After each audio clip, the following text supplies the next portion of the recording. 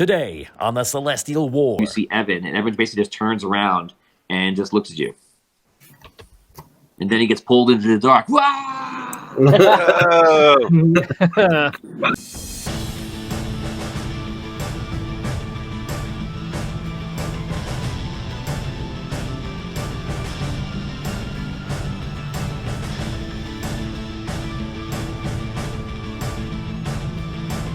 they survive? Audio Dungeon.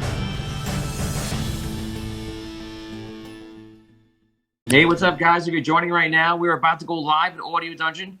We have a huge snowstorm in our area, so right now we are hunkering down, as my father would say at home, and keeping away from the evil snow.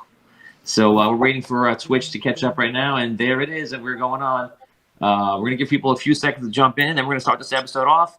Right now, we are joined by Evan Moniz as today's guest, and we have an interesting episode ahead of us today. This is the Collector's Crystal, and this group is heading down below the now infamous or famous Sunken City, looking for the crystal, the soul crystal of an ancient, basically a god of the world. And they're also trying to get there before a demon named Gol, Gol, gets there. And we last left off, the whole group was there into like underwater, actually, because the city many years ago was exploded by these evil terrorists. It was a terrible thing. And it was just like, no. And so basically this all the dungeons underneath and all the caverns underneath the Sunken City became underwater, and now these guys are going down there right now to try to find this dragon slayer this dragon slayer may be around the area to get some kind of insight. And they also think that the crystal may be down there as well. They're thinking that this dragon may have been guarding the crystal. They're not sure what's going on, but they're about to find out some interesting stuff. Guys, you are below the Sunken City, and you are swimming because the entire caverns under the Sunken City have all been take 5 experience points, Evan, for your dedication to roleplay swimming. Yeah. So the entire mines and caverns below are all flooded out. It is all water. And you guys are basically been swimming down there for a long time. You swam for 10, 15 minutes straight down. And then you swam for another 10, 15 minutes horizontally, just going through all these large caverns. That ones would have been hard to trek down here, but swimming down here seems to be, a little bit more direct and a lot easier. You guys have come across finally something where you caught up with Evan's character, Volt. And you see Volt is actually standing in a large cavern that is lit up brilliantly, and that's where we left off. So just to be clear, everyone is here. Volt, Evan, your party was split when Dew stayed behind, and believe Ren went with you. I forgot that. Yep. And the miner was with you. Rob played the miner last time, but the miner is basically with you guys too. So the whole group here, you guys arrive when you see this miner. You see Ren's character, and you see Evan. And Evan basically just turns around and just looks at you. And then he gets pulled into the dark. Wow! So, how far ahead of everyone am I? So, like, is it me, my group, and then the heroes? I'll tell you happily, it's maybe like 75 feet, and it's not going to affect anything right now. Okay. So, yeah, it should be good. Okay, let's see. Okay, hold on one second. And I can't remember. Gol is a magic user? Do we know, or just a demon? I can't remember if that one told. You know. I think you know that he's a magic user. We don't know that. Yeah, I was at the briefing. I just can't exactly remember what he said in the briefing. Yeah, he's like a sorcerer. He's like an evil sorcerer fighter. Right. Scariest bad guy imaginable. Yeah. Scariest Just scariest thing imaginable. That's all you That's all you had to say. Scariest thing about it.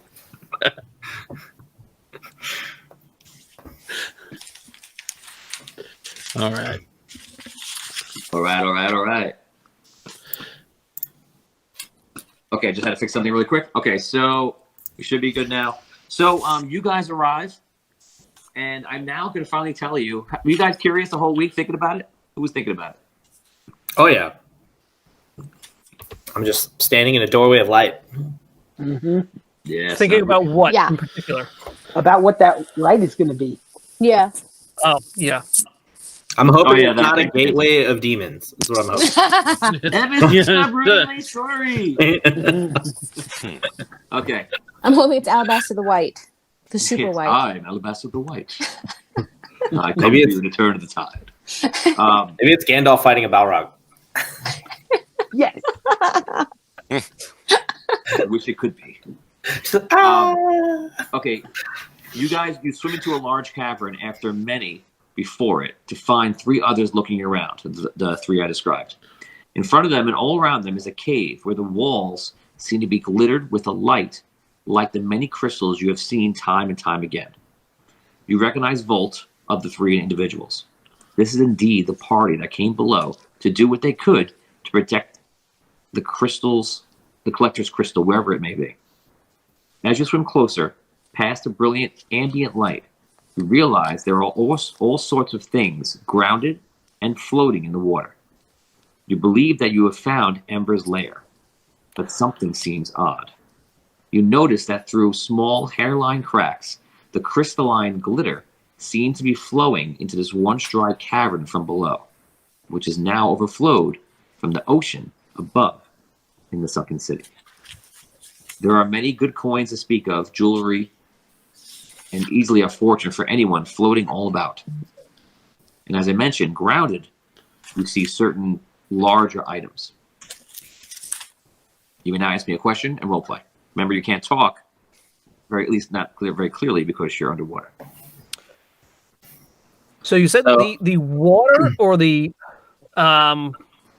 something from the crystals seems to be flowing down into the floor, into a cavern in the floor. Is that right? Yeah, was that the light? Yeah. So you see that it's almost like, imagine you were looking at like a shake-up jar of like all like these little glitter Like a snow globe? in water, like a snow globe. Yeah. So Or shake-up jar, either one. shake-up jar. We couldn't afford those fancy snow globes. We had shake-up jars. Okay. Okay. Yeah. Out on the hobo trail. Shaking jars. I remain your dungeon master. I descend into the Shake up, Jaws. Awesome. All right. Oh my Evan, god. Evan, when I you needed dungeon that. master a quest, you can call it a snow globe, but I'm going to call it shake-up jar. Oh my god. This is the best day of my life. So, He's what's happening? I feel like I'm going to have a This disconnection. is my fault. I feel like I'm suddenly going to get dropped. Hey, it happens. Click. So what's So happening there's to the flakes? glittery Yeah, things so we're inside the shake up jar and these glittery Going things are all down. about us.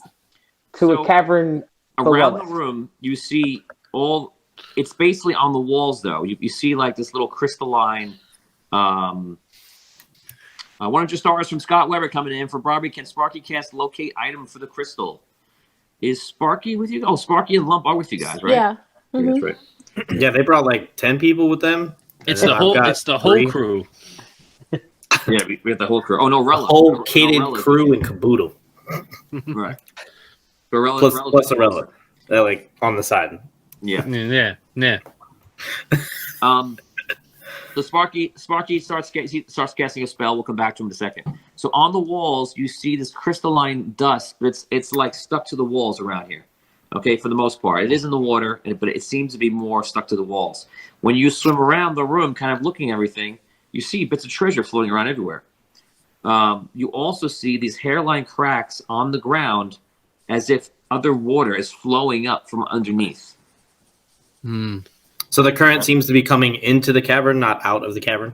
So there is it looks like your guess would be that this cavern was once obviously dry. It was Ember's lair, and that water or something was flowing up even before all this water was filled in by the sea. And what you do see is the water. You're able to tell that the water is coming up because you see the crystalline powder or small, whatever it is is coming up from those cracks and just floating in and then getting stuck to the wall. It's all over the place and it's very bright. I go to investigate the crystalline powder. I'll detect magic upon it, and then see if I can determine its origin. Okay, Sparky comes over and he goes blah blah blah blah blah blah, and he points down. You detect magic, and you feel that it definitely is very very powerful. And Brooke, you're sensing the collector all over these small little lights. This crystalline all over the lights. These little pieces of crystals that are lit up. You feel the collector all around it. Okay. Okay, Tony, you said there were larger objects actually on the ground. I'll go to investigate one of those. Okay, you swim down. And I would like to do that as well. Okay. Me as well. Okay, so you guys all swim down, and you notice that there's all sorts of things from chests, suits of armor, weapons, statues, heavy pieces of jewelry, and odd trinkets, even some devices. 330 stars from Tim Shanks, Caverns and Creatures into the Party Pot. Nice, thank you, Tim. I'm gonna also you, cast Tim. see invisibility on myself and keep looking around. Tony, And then I'm gonna stop right there because you cast see invisibility, and across the room you see Gaul is hiding out in the other side. Oh, He's looking. I At us? messaged. You just ruined that. Take 50 experience points. awesome! Awesome! Wait, does he know we're there? He sees us? Yeah. He's I hiding. messaged. Let me check because Fairy Fire lights him up. Let me see if he knows. I forget if he knows. Oh no, he doesn't know. I forgot. You're right. He doesn't know. No, see invisibility works just on the caster. It's only Okay, yeah. it only affects the caster. Okay, so then you Yeah. you So see him, and he seems to be hiding out, and you see on him is a key, a large key, huge, probably about like 2 feet. okay. So I'm going to take a shot at him as soon as I see him. What do you shoot? I mean, just my rifle. Okay, so you see him Or pull actually, out the yeah, because I gun, casted and a you're spell, like, so I can't. Whoa! Because this guy's got a gun, and he's pulling it out. Who brings a Wait. gun? Yeah, and I just start like making noise. And Oh I no, just- no. And I shoot one of my chaos rounds at him. Okay, I'm gonna give you. If anyone's ever seen Mindhunters, we learned a lot about how bullet sounds like immediately. Like, yeah. That's what I was thinking. That's all I think about anytime there's a gun in water, which is obviously every day of my life. And then Well, because this is it's an action. Well, so it's an action. Can I attack or no?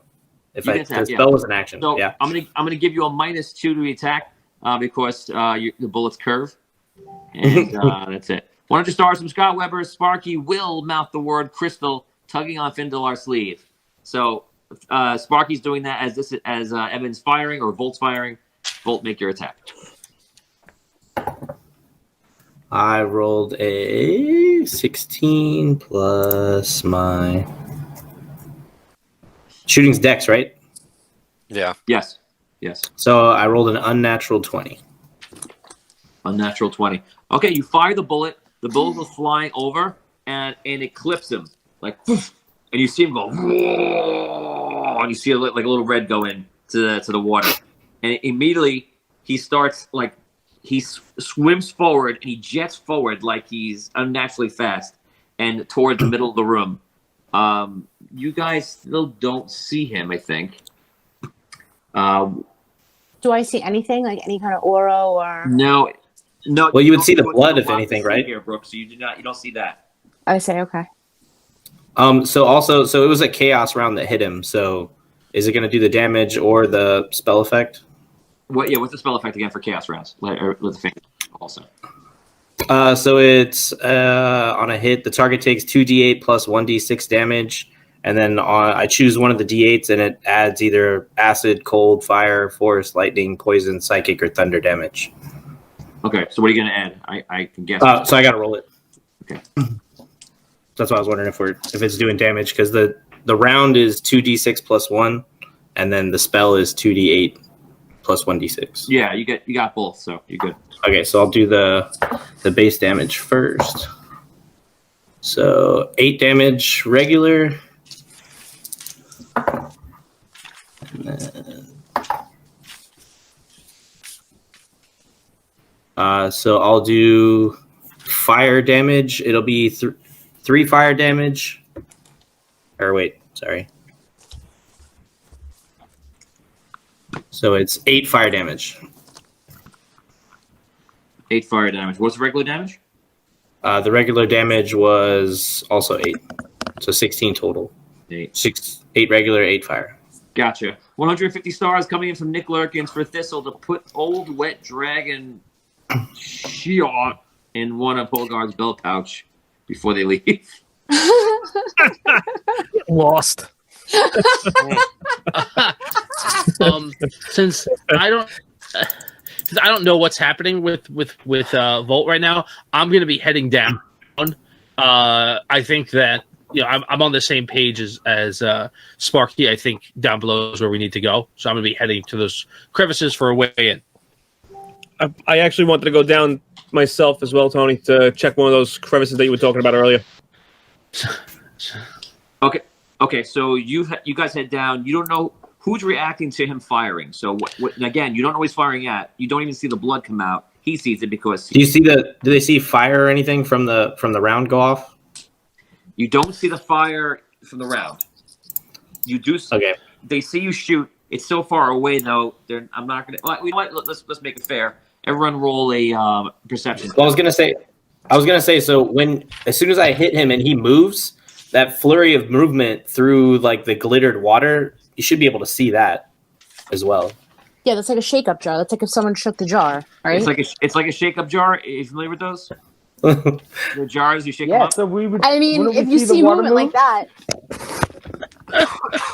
We are nice people. When Gall is shooting through it. It's about that motion of the ocean. I mean, we weren't necessarily looking at it right at that spot when he did it, though. Yeah, I'm kind of playing it like I was looking at the wall. Everybody's kind of doing their own thing at that point. It's not like you're staring. Yeah, that's true. You guys would probably be looking at me if the round went off. Are we rolling? Guys, fans, are you having trouble hearing me right now? I know somebody was saying You are low, Tony. I can bring myself a little closer. I tried the microphone out though; it was not good.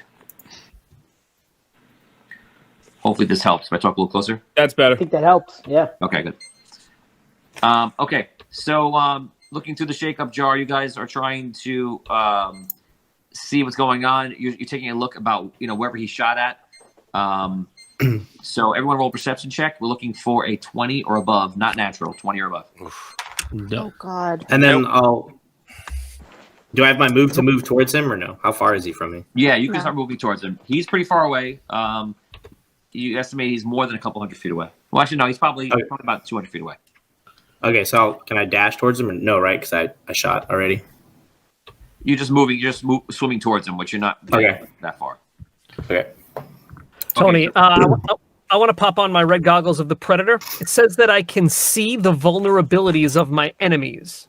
How does that work when they're invisible?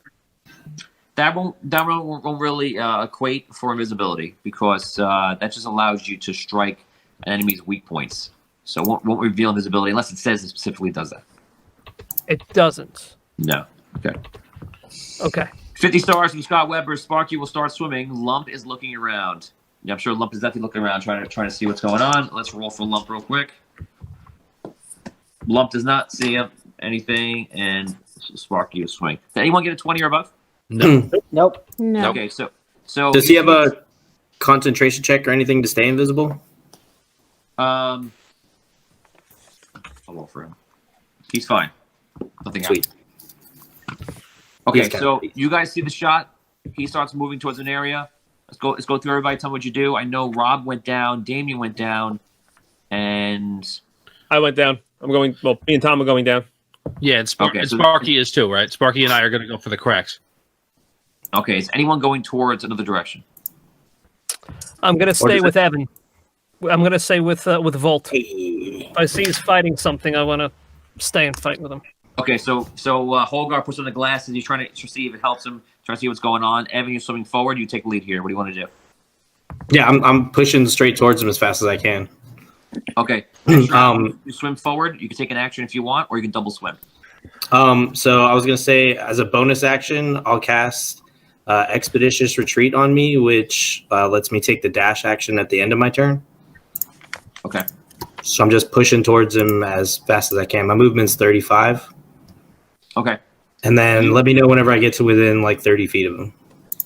Okay, you swim forward this round. Dan, are you following? And then I'll take another shot at him if I no, I won't, because I just want to get there as fast as I can. Dan, are you following Evan? Volt's character? Yeah, if I see him, making a beeline towards something, I'm going to follow him. Okay. You guys. And I wouldn't be able to cast a spell, right, while I'm going that fast? No, not if you're double moving. 2,000 stars from Douglas Kramer. Thank you so much. Rob, that's 2 rerolls. We set that up. That is awesome. All right. Well, Thank Thank you, Douglas. Thank you, Douglas. Let's get a check up on that. Rob, how many rerolls do we have in total? We have 8 rerolls, 4 reronis. Sparky's got actually 4 rerolls, and Linda has a reroll.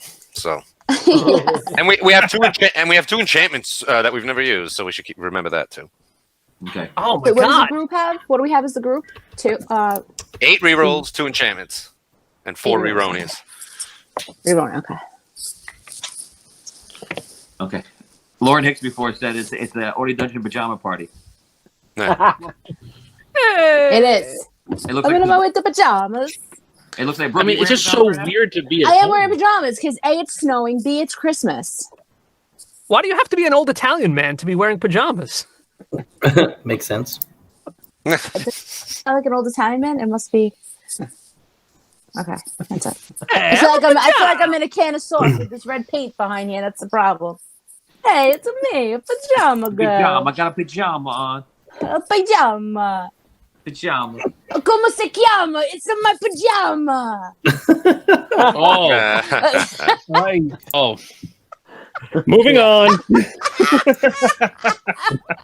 What's my name? It's a You're just pajama. jealous because I can speak Italian. Come on. Okay. We're all peanut butter and jealous. Oh okay. God.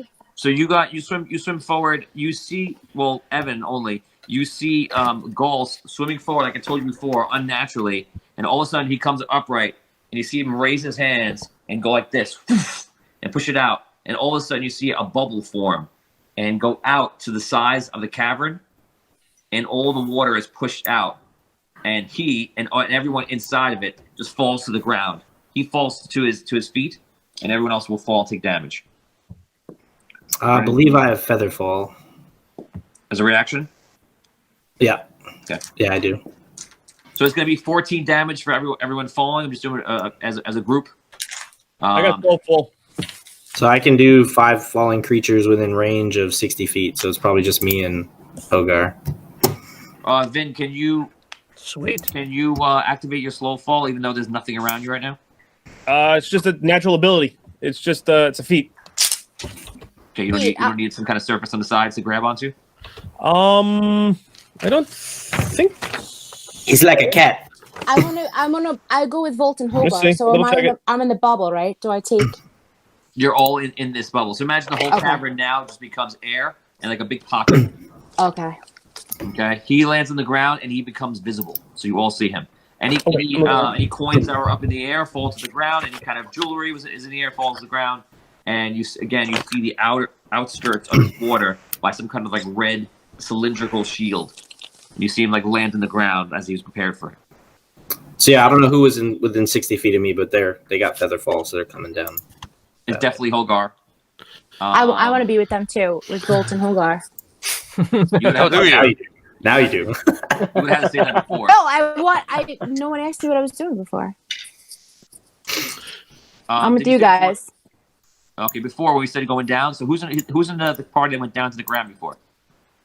Me. Me. Yeah. Okay. So they were closer to the ground already, so they should be all right, right? Okay, so we'll throw Brooke in there with you. You guys feather fall down. The rest of you take the damage unless you have some way to negate it. That's supernatural.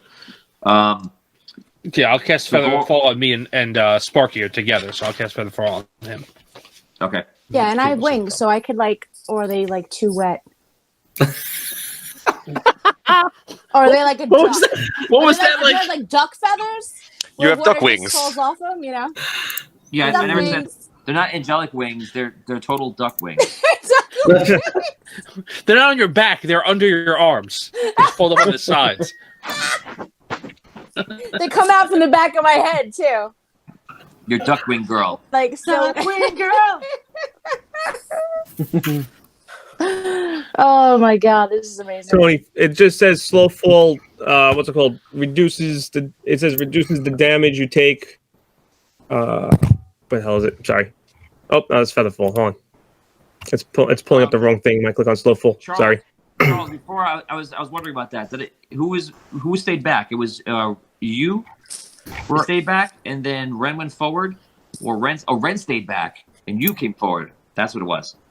I'm sorry. So Charles, your character is actually there. Since you're not gonna be able to play every round, you just give me blanket things that you're doing. Throw them in. It's gonna be hard for me to see because I'm going back and forth between two, but let me know what you can. Just give me blanket overall statements. I'm always helping this person. I'm always doing that because we can't go round by round. Luke Renati, welcome to the stream. What's up? Lou. Okay, so Goal lands on the ground. My, the infamous heroes of Indaria. Oh, he talks. I don't know. Sorry. I'm thinking he's like demon. Sorry. Okay. Demons are intelligent. This one is very intelligent. Okay, great. What language is he speaking? Common tongue. He's not speaking at the moment. Right, Ren stayed at the door. Thanks, Charles. 50 stars from Scott. Lump went with Volt and Hogar. Okay. Okay, so that's what he says, guys. What do you got? Anybody say anything? What does he say to us? He just says, I wink at him and said, I see you. A little finger gun. wait, can we see him now? Yes. Okay. You'll have to go through us to get to that crystal gall. I already have what I need. And you see him out of his pocket. He pulls a giant key. This key looks like a replica to the key that Vin has.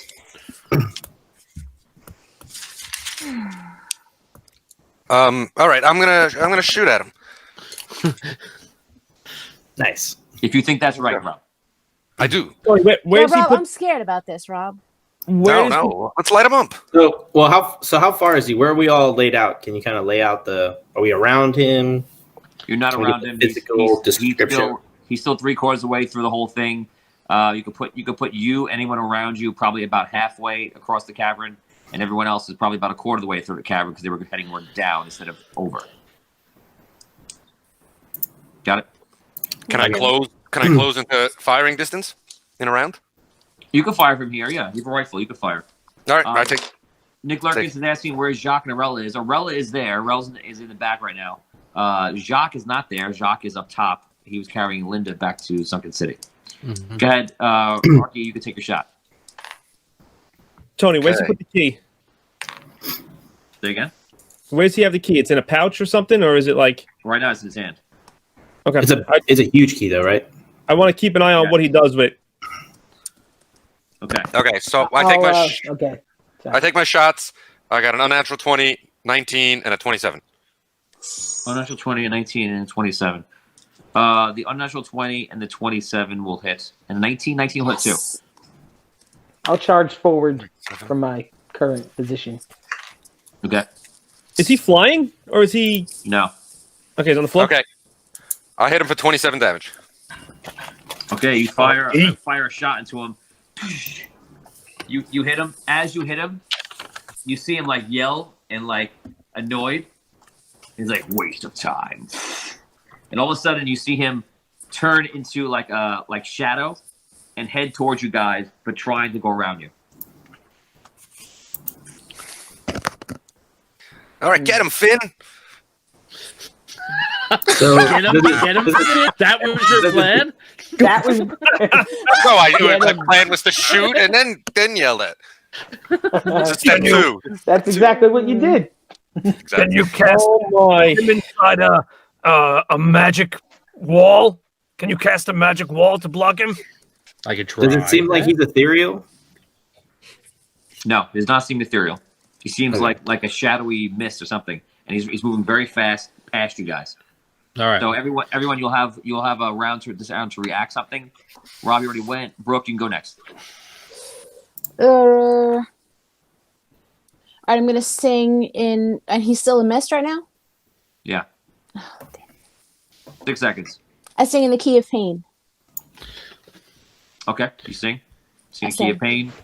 Ooh. You don't have to roll. It seems to be ineffective, or you don't see an effect. Okay. He has no ears at this point. Damien, you go. If I can get close enough to where he's, moving, I think. Let's see. Sorry, I was just taking a look at something. 150 stars from Scott Weber. Lump gets 3 attacks at +11. Thanks for the update. I take a swipe. If I can get close enough, I'll take a swipe at the, his form with the special dagger that I have. Okay, so you jump up into the air and you just try to swipe at the mist. Go ahead. Yeah. Okay. Let's see. A 17. Nope. No. Guys, don't forget, if we get 50 likes on this video, it's going to open up the totem for use for rerolls and enhancements. And so please like and heart this video. It also helps us out a lot. And also, if we have shares, 50 shares, we're going to give everybody a +2 bonus, which means that would have been a hit by Mr. Damien Screw over there. I cast Whirlwind upon him. So a 10-foot radius, 30-foot high cylinder is centered upon the point. I want to cast it about 5 feet in front of him, so that he kind of hits into it. And then I can move it up to 30 feet in any direction along the ground every round. So the whirlwind sucks up any medium or smaller objects that aren't secured to anything, that aren't worn or carried by anyone, hoping that if he has made himself mist form or something of that nature, he will also get sucked up. He has to take a dexterity saving throw upon it, or or he will be taken up by the whirlwind, which will include 10d6 bludgeoning damage, or half as much damage if he makes his saving throw. If he fails it, he has to take a strength check, or he'll become restrained by the whirlwind until the spell ends. Okay. Strength check even in mist form, or is talking about? I don't know. I'm assuming that he's in mist form, but I don't know what spell he's under. In addition, a large or smaller creature. So if he's bigger than a large creature, he doesn't have to worry about the strength throw. Okay, so I'm not going to give him any bludgeoning damage here because it's just not going to factor in. But right, there's nothing to bludgeon him. He fails the dexterity to try to move out of the way of it, and he gets sucked up in your tornado that you created. So Okay. Right now it seems like a tornado that's all black from him going on, and that's what's happening now. Dan, you're up next. Your couch. Can I still see where he is? Oh, absolutely. There's a giant tornado with that's black now. It's a 10-foot radius. You'll get sucked up into it if you go in. Oh. So am I in that because of where I was? No. Okay. Yeah, I put it in front of you. Finn, can you keep him captured in here forever? Not forever, but I can keep 6, capturing here for a little bit. He can break out. 4, 3, Okay. 2, I 1. just wait with my sword. Okay, Dan's turns over. Evan, you're up. I'm going to cast Heat Metal on the key. You do not. Okay, you cast heat metal, looking to see if it'll work. You have no result of it telling if it worked or not. You do not see a key because he is in some sort of misform. Then you're Okay. up. And then I'm also going to cast, as a bonus action, Sanctuary on myself. Okay. Vin, you're up. How big are the cracks on the floor? Less than a half inch.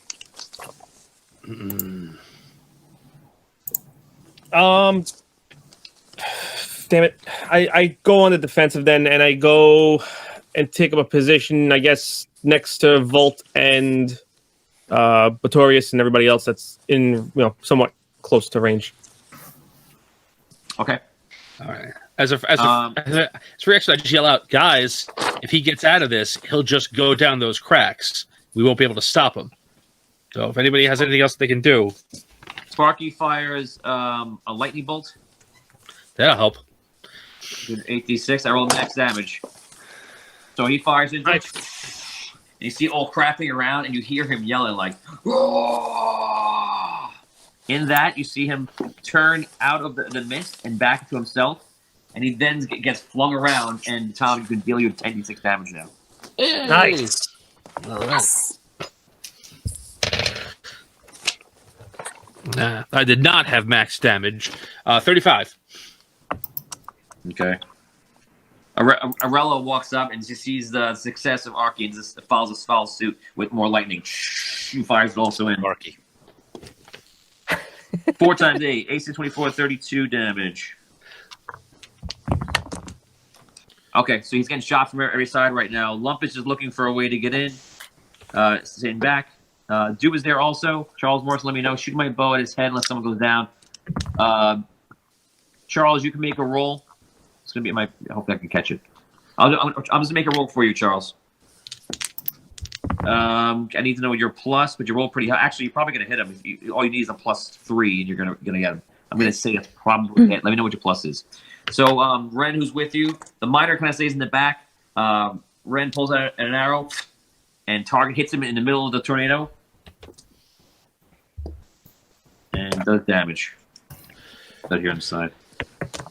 All right. Okay. He tries to break out. Let's see what he does. All right. It's a strength check. I rolled a natural 20. So you see him fly out of it in like a fly spell. He flies up to the top and then go like this. The reverse effect. And you see the whole shield come down and all the water goes. Oh, jeez. And stomps. That's great. Stomps it. Yeah, stomps it into everybody. So everybody, I'm going to do a d6 times 6 damage. D6 times 6. 30 damage. You can't really escape this because unless you have a way to escape that, you can reason it out. Let me know. Otherwise, you're going to get squashed by water and your body's be torn apart and hit on the ground. Well, ducks float in water, so I'm okay. Let me write it down. Hold on.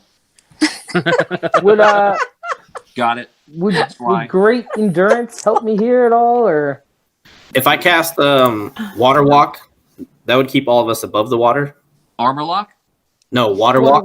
I was like, armor lock, like in Halo. I was about to be like, yes, if you have that ability, that's perfect. No, water walk would keep us all above the water, so we wouldn't be caught in the thrashing below. But would that rocket us up to the surface again? I mean, as it filled up, and then we could just dispel it. But it's tumultuously coming around you. I don't think that's gonna work in the situation. I'm gonna make sure and see if I can see any loophole with the writing of it. Could I jump over the wave or no? Well, No. I imagine it coming from all around. Pirates of the Caribbean, where the sea is split and the water just kind of right. It's like a tsunami in It's not just on the sides of you; it's below you, around you, and up the top of you. It just all comes around. There's no real escape. Okay. So the only thing I can think of then is I can do blink for me, and at the end of my round, I would be in the ethereal plane. Wait, so it sounded like you tried to cast water walk. Is that what you're doing? Yeah, I guess. I mean, I wouldn't know if it doesn't work or not, so I would try that to try to save everyone. So that would just keep us above as the water hit us. We wouldn't get caught we would go up at 60 feet a second if we were underwater, or 60 feet around, and then it would keep us from getting caught in we would still get hit with the water, but we wouldn't get caught underneath it, I would think. So you guys are gonna take that smash damage from all the water coming in and hitting you. At the same time, it's gonna rise you guys above to the top of the cavern, out of the way. And in this time, well, that's basically his action. His action is to kind of fly up, and he starts trying to make his way out of the cavern.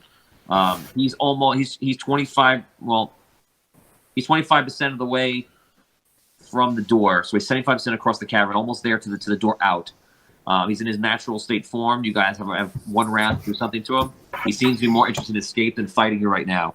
So He's going back the way we go. came. He's going back the way we came. Yes. All right, I follow him. Okay, you're following. I follow him too. Okay. Well, I have a question, Tony. Around his neck, what is the key held with? It's on. There's nothing around his neck. And heat metal didn't have any effect. Is he holding the key? Where does he have the key?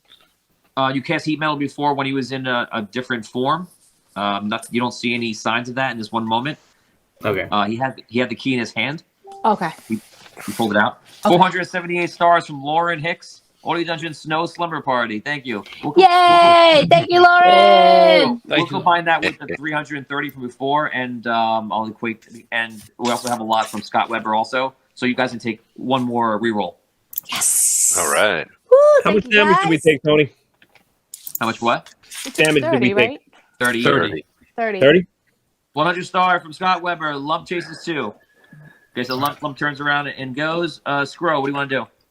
What is what's that other wizard? I can't remember her name now. Norella. Yeah. Has she been doing stuff? Norella's part of lightning bolt. Okay, did she have something to help with the water or no? She would have been raised up if you have. I don't see an area of effect. Let me pull it back up. How many people does it affect? So the range is 30 feet, and then it's 10 willing creatures. Oh, so it's 10 willing creatures? Yeah. I wouldn't take it, so I could just swim after him. Okay, so I mean, a lot of you are just heading up to the top of this cavern, looking for a bit of air, and the spell would just react to wherever the air is and bring you up. So you're not in the whole first round. You're not in a lot of control of your destination right now. Yeah, it's fine. So that's basically what's happening. So whatever you're doing, if you're saying you want to go, like you're trying to go that way, you may be swimming, going like this, but you're actually just going upwards. And the next round you do that. Hogar, what do you want to do? I'm going after Gaul too. Okay. That's Tom? what I was doing too. So. Gotcha. Yeah, so once we get hit with the water and like we're okay, then I would dispel it so that we're able to move freely. But I know the current would be taking us up. Right. Yeah, I mean, you're reacting fast. This is the first round of it, so there has to be one round happening. I'm gonna stay here, cast water breathing again on myself, and try and figure out a way that I can get underneath these cracks, and see if I can. Water breathing lasts for a day. Yeah, water breathing lasts for a day. Oh, good. So everyone still has it then. Don't worry about it. I thought it was an hour. I wasn't worried about like coming up. All right. So yeah. Anyway, I'm gonna stay here, and I'm gonna see if I can figure out a way to get to what I believe is the crystal underneath these cracks. Okay, and Vin, what are you doing? I was going after Gaul as well. Okay, so you guys this round is spending time going up, and the second that ends, you guys can start going over. Evan just says some dispel at the end of the round, of course. Gaul swims out very fast and goes flying out the way you came. You guys are in pursuit right now, except for Tom, who stays behind. I think Sparky's going to stay with you, Tom. Okay. So try to see if he can help you. Aurella is going to go over and help you too. Okay. Everybody else, let me know if you are not following Gaul. I'll have you following him. Does he seem to be moving a lot faster than us? Like he's just getting away? Yeah. In the very first moment, it seemed like he had something on, or he's doing some sort of spell that he's moving much faster. Okay, then I'm gonna. If pursuit seems futile, I'm gonna turn around and try and go back down. Then. Into the water. Okay. Is anyone pursuing Gaul? Yeah, I am. And then I'll do whoever's near me. I can only use one bonus action around, right? Yes. Okay, so I have Expeditious Retreat on me, and I'll cast it on Thistle as well. Or no, never mind, it's ranged self. So I guess I can only cast it on myself. Okay, so anyone trying to follow Gaul, you guys go out there and start making your way there. Everyone who stays behind, you can roleplay now. Out of combat, roleplay. I also want to do Call of the Wild. And okay. I would like to summon a shark to go after Gaul. Okay, roll D20. All right. Any mods? No. Proficiency? Come on. No, you can add your wisdom. All right, cool. Yeah, 22. Yes. Okay. You summon a shark. There's no sharks in this immediate area, but the ocean is nearby. So you feel like you make a connection with a shark? A love connection. You feel a shark is making his way to your position right now. Your armor, your chest armor tinges a little orange. I keep going after Gaul though. Okay. Everybody back in. I go back down towards Finn. Sorry. Okay. Everybody back with Finn. You can role play now out of combat. Go ahead. Let's try and get down there and find that crystal. I think he's trying to trick us or something. He's running away. There's something definitely coming up from the bottom. Wait, I can't understand what anybody's saying. We're all underwater. Say, we're underwater. I point. Right. I point down. Yeah. Okay. So all we see are micro cracks, right? Little fissures. You said about like a half an inch or an inch wide or anything like that. There's nothing that we see that we can slip through. Is that correct, Tony? And it looks like heavy stone has made those cracks over time for some reason. It's not like it's like a thin layer of stone and something is right here and you're right above it. Whatever it is, you get the sense that it's very, very thick, very deep. Okay. All right. I am going to try and reach out to the collector as his champion and see if he can guide me in what would be the proper path to take. This is, okay, I believe, my first time praying to an ancient. That's what I'm going to try and do. All right. So I'm obviously going to be really good at it. Do you want me to try? Do you want me to roll anything? Is it worth it? Or is it just... Try it if you like them. All right. All right. 13 plus, I don't know, if you want to add my wisdom, that would be a 15. You try to reach out with your feelings. You try to reach out and connect with the collector. You get a hunch, and the information you get is that you feel like this crystalline dust is from the collector. Mm-hmm. All right. 50 stars from Odify. Can Arella force cage? Arella can cast that spell. Right now, she's hanging out with Sparky and Findalar back in Ember's lair. All right. I pick up some of the dust just that's around. Right? I grab some of it and I point to it, and I make a shape of like a crystal. Okay. I point down. Make a performance check. Sure. That is not the right die. I've been playing this game for 20 years. Natural 20. Yeah. Oh! Nice. Okay, so anybody looking clearly gets the idea. Exactly. Tom, you could just say exactly what you want to say. 2 sentences. I believe this dust is coming from the collector's crystal, and that crystal is below us. Okay. And I look at him and I go,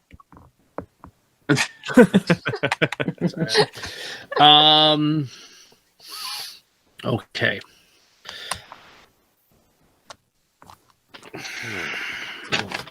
I might try something dangerous next. Good. Okay, let's head on to the other group. You guys are in pursuit. All of a sudden, you hear some magic happening far ahead of you, and finally, you come out. If you remember, it was a huge, great big cavern. You guys swam down, and then you swam into an offshoot.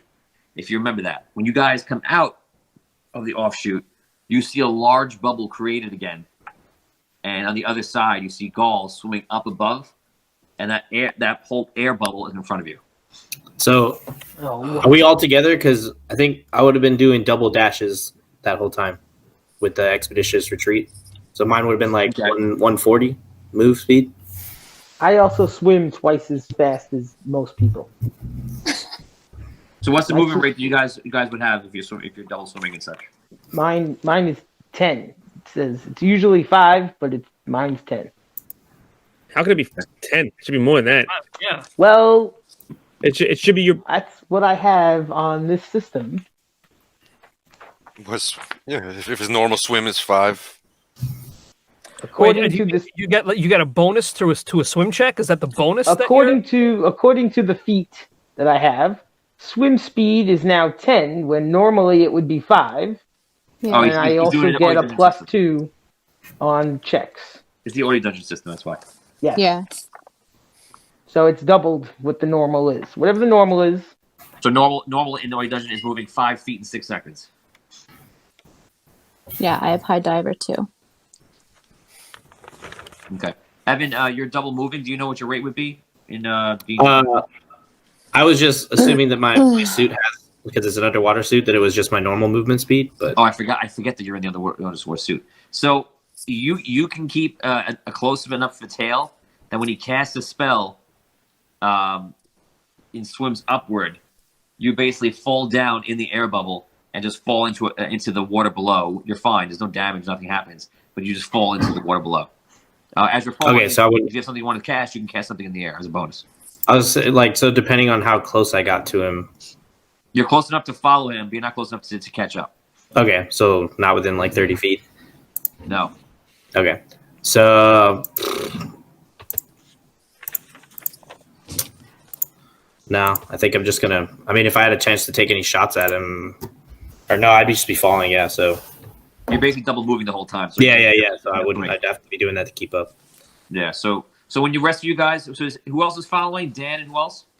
Me. Dan and Vin. I don't think they're too far away from message, right? For me to message back. I'll just play the scene out. Okay.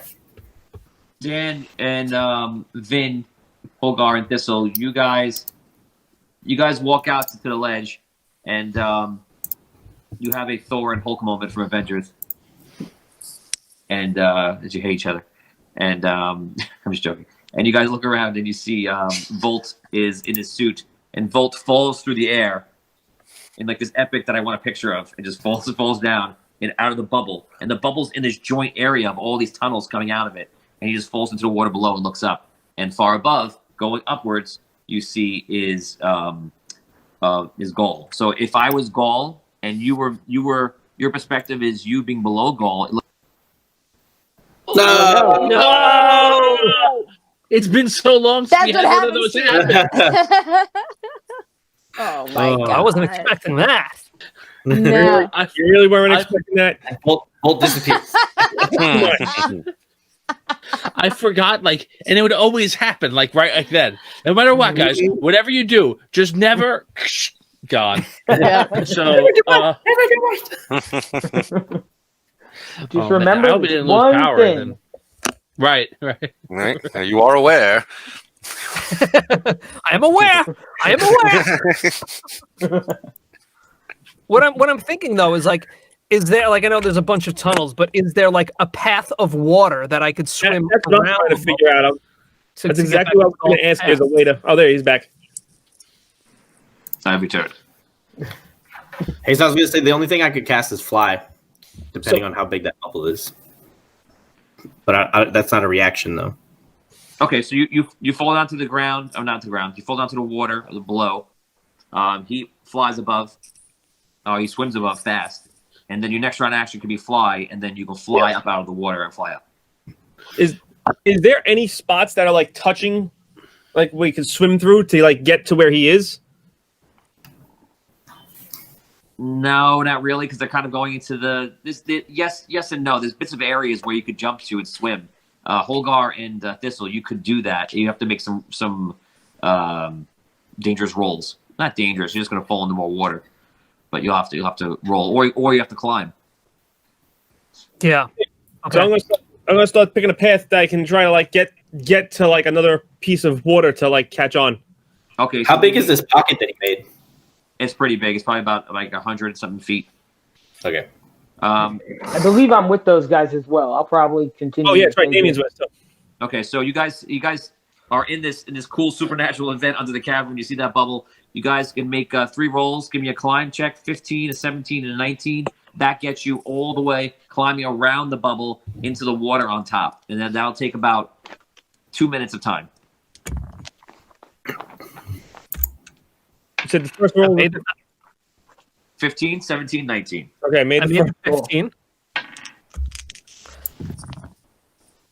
Who made the first one? Let's go slow. Let's slow down for a second. Who made the first one? Me, I got a 17. I made a 15. Okay. And Dan? Yes, I made it. Okay, second round. You guys are climbing around. Go ahead. 17. A natural 20. Okay. Yeah, I got a 21. 25. Okay, and Dan? 21. Awesome. And last round, 19. This is you guys on the top, like hold on to the things, trying to get into the bubble. Last part of it. 23. 21. Wow, nice guys. 11. Okay, so Hogar falls. You fall down into the water below. Okay, so Evan, you're on his tail, probably about like 75 feet, almost 100 feet behind, and just following up the thing. And you see way below you is Thistle and Botorius, basically almost out of sight for you, and they're just trying to catch up and follow him. We got to see what Dew is doing. Let's see. Dew did not make it. The damage, I think, got him. Oh wait, it knocked him unconscious? Yeah, I think so.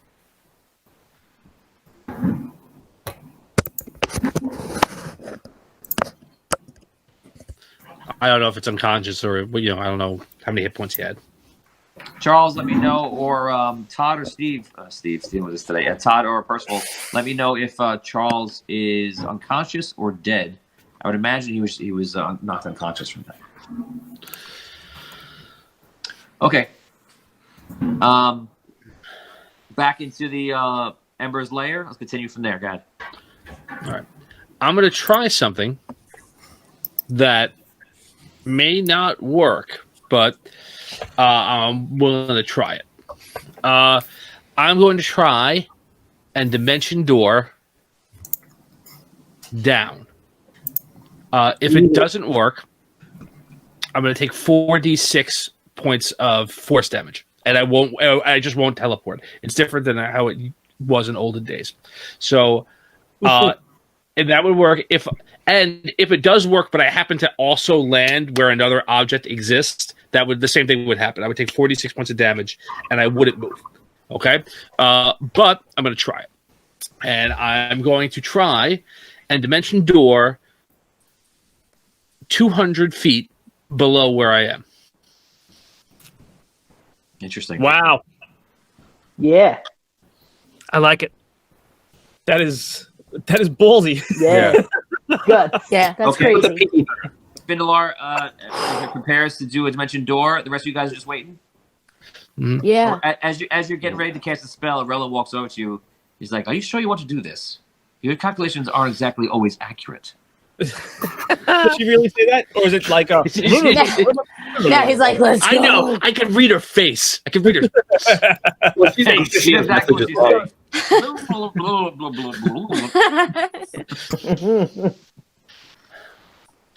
I'm sure she has the message though. Yeah. Okay, so yeah, she could have done that also. It's more funny though if she goes. He's like,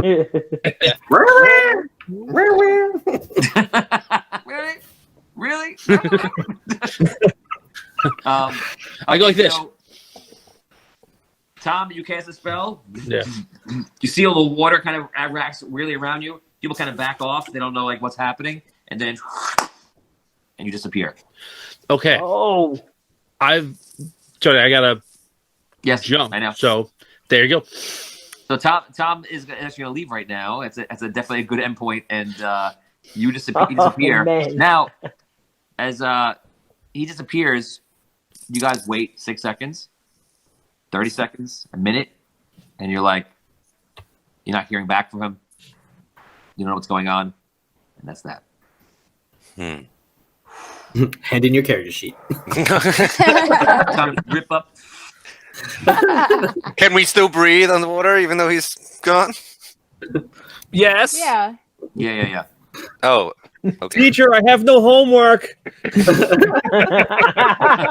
Yeah, Rob. listen. I play serious D&D. Okay. I mean, we have a 4-day weekend, and you didn't give us any work to do. Just want to make sure I'm always learning. Oh my god. You're so organized, Rob. No, I don't know about that, but thank you. I've seen your sheets. I can breathe, and that's what's important. Yeah, I can breathe. Okay. Does anybody have the ability to help Do, because you guys see that he's on the floor and he's hurt? So is he near? Is he near I'm not me? there. He's in Ember's lair. Okay, I sing a healing song for him, which will heal him for. It better be like Under the Sea or something, because it's gonna be like. Oh yeah. Can I sing it? Can I sing it? Hope you're Sebastian. Go ahead. No, but can I sing it even though it's under the water? You can sing it again. Let's hear you sing it. I tell you what, go get a glass of water, Brooke. This is not gonna end well. While you're drinking the water. So, Oh, you know what? Hold on a second. so I want to tell you that you can talk underwater. It's just other people can't hear you. Or in reality, I'm saying.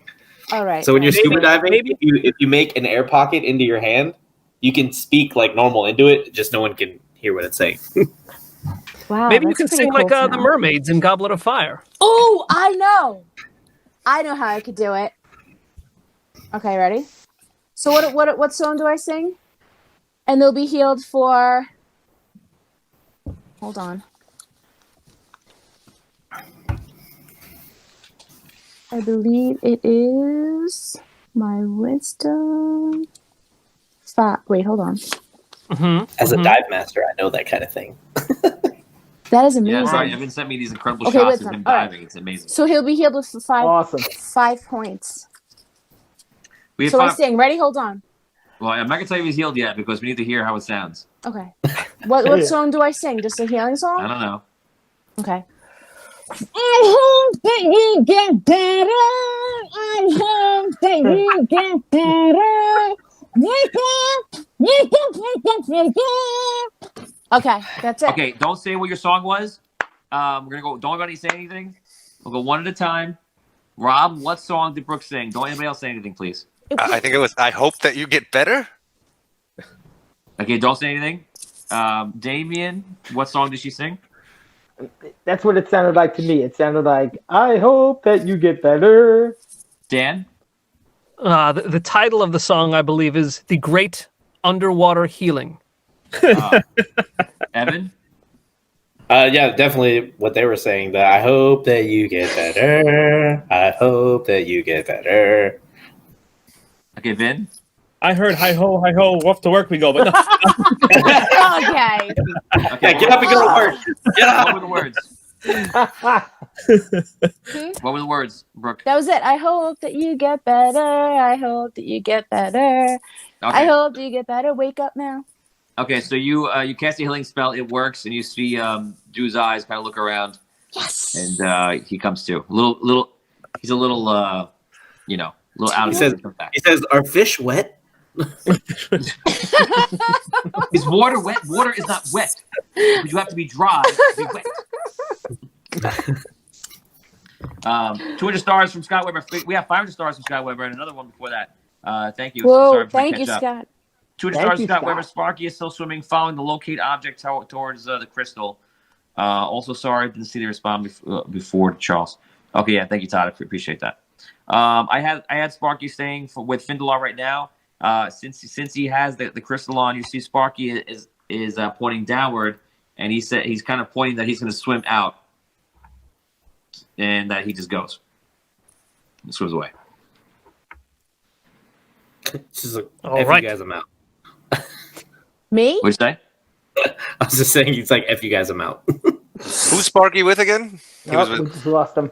He was with us, right? He was with Finn. Oh, So boy. it's just me and Sparky. I believe that he was with you guys. Yes. So where did he go? He just left. So he ghosted me. Let's follow Sparky. I go follow Sparky. All right. You could just back your chair up into the darkness. You don't have to. Okay. You don't have to disconnect. Yeah. Okay, You don't have to leave the party. All right. So I follow Sparky. We're Sparky- following Sparky. Okay, you guys follow Sparky. We're gonna move everything ahead right now. Evan, you follow Gaul all the way up. Again, you're right behind him, and you see him. You actually see Ren is up there, and Gaul blows by Ren, and Ren's like, look around, doesn't know what to do in this situation, and he sees an epic level demon darkborn creature, so just doesn't know whether to face him or do whatever he could do. But Gaul goes right to the door and takes the key, puts the key in, and the door starts going really slowly and opening up. You will get to Gaul before that door will open. If you want to face him alone by yourself? That's your choice. What do you want to do? Yeah. So yeah. I mean, I'll just barrel right into him if I can, and just stick him with those sticky bombs. Okay, go ahead. Bolt is going kamikaze. Woo! So like I don't know what you want me to do, like a grapple check and then put the explosives on him, or touch attack as I swim by, or touch attack would probably be the best. Okay. And I'm gonna drop both of them. Okay, go for it. Roll the 16, and then am I adding strength or anything? You can put your strength into it. Yes. Okay, so 19. Do we have any pluses? Where are we at? You got him ready. So you go up to him, and you attach your gnomish little sticky bombs onto him, and then what? And then I kick him in the chest and push off. Yes. Okay. Tick. Do you hear ticking? Okay, the bombs you kick off. You don't get. And like I know I'm gonna get hit. Like I've set the fuses to short. I know I'm gonna get hit in the explosion, but yeah, I was gonna say yeah. I just try to push off. You're gonna take half damage from the explosion. You can deal damage. Do you have damage for this? No, we never made damage. It's just enough to sink a ship. So I'll let you do. You can do 6d6 damage. Ooh. All right. Times 2. Her? Yeah. Times 2. So that's 5. So 30. So 60 damage. 60 damage. Boom.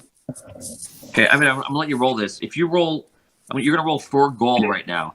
If you roll a 1, Gaul perishes from the close encounter, 60 damage in one attack. Technically, I do that sometimes when I feel like it's basically a system shock, like the old D&D rules, where it's just too much damage one time. If you roll a natural 1, no modifiers of any kind, then he will die instantly. I want to be a legend. Come on. 3. Can we just reroll? Have we unlocked rerolls yet? Reroll it. Yeah, can we do that? I don't know. Let me check for every rolls. We have 45 shares and we have 39 likes. Guys, if you guys give 5 more shares, that will get the +2 to rolls. And guys, if you give 11 more likes or hearts on the video, that'll get them to the totem. I'll give it 20 seconds to see if it happens. Oh boy. And we'll see what's Do going on. it. Do it. Oh, come on. I just need one. Okay, come on. Charles Morrison says Ren has a sticky bomb. We'll say that if you see that Ren will throw one over. Maybe we'll float one over. That won't work. I don't know. I think the water already makes that very easy. I think Ren's gonna probably stay out of this one because he's not here to not die. So 48 shares. Come on, people. okay, here we go. In 10, 9, 8, Give 7, him the 6, reroll. 5, 4. I'm gonna reset the Facebook right now in 3, 2, 1. Resetting now. It is 45. 51 shares. You get a 51. +2, but 45. The totem is not activated. Oh, God. Like for the killing the people. Okay, so there is no reroll. He does not die in the first thing, but does 60 damage. That's pretty devastating. All of a sudden, Okay, I take 30, right? yeah. All of a sudden, Gaul gets hit pretty bad, and you see him like he's bleeding out like crazy. Could you just put a bomb on him? So he's Yeah. two Two bombs. bombs. So he's obviously really bad. He's bleeding everywhere. and all of a sudden, you hear. Boom, boom, boom, boom, all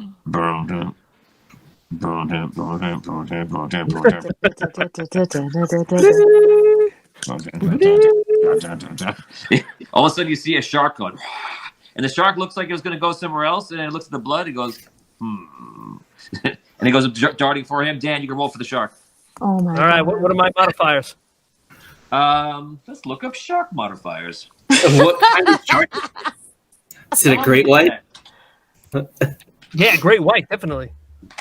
Oh, I totally white. forgot What's bigger? What else? Jurassic shark. It's a megalodon. A megalodon. It's a big. It has to be a megalodon. I'm gonna give you. I'll tell you what. You can choose. Oh, okay. Well, I'll just roll this one. I'm gonna give you a big one.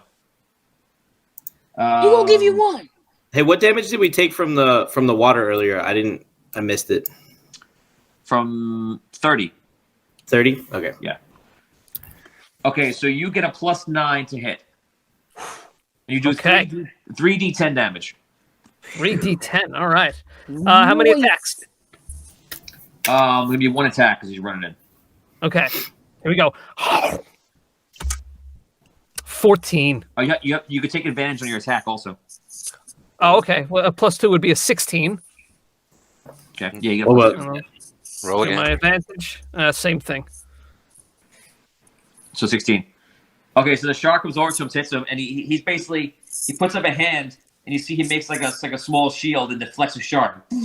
He's holding the shark off, and he's trying to get away, and the shark is trying to get to him, and but not able to do anything right now. Holgar and Thistle, you guys are swimming up yourselves. The other part of the party, you guys. I fell, Tony. It's me. It's me. Holgar Too. fell. It's me and Bo. Oh, sorry, Botorius. And the rest of you guys are getting to a point where you get to the bubble, and that air bubble is there. But you see, Sparky gets to the ledge, and Sparky just sticks his head out, and he goes. He's still the rest of his body's in water, so he's like, so we're gonna go down over here. I think it's below this, right? Okay. Huh? Was there a way down? You guys reach the air bubble, and Sparky sticks his head into the air bubble and talks to you. And he tells Am us I there? Am I there since I fell down? Holgar, Thistle, and Botorius are not there. Holgar, did you go up? I fell, remember? Oh, you fell. That's right. I'm sorry. I forgot about that. So Holgar is actually down below and chilling out.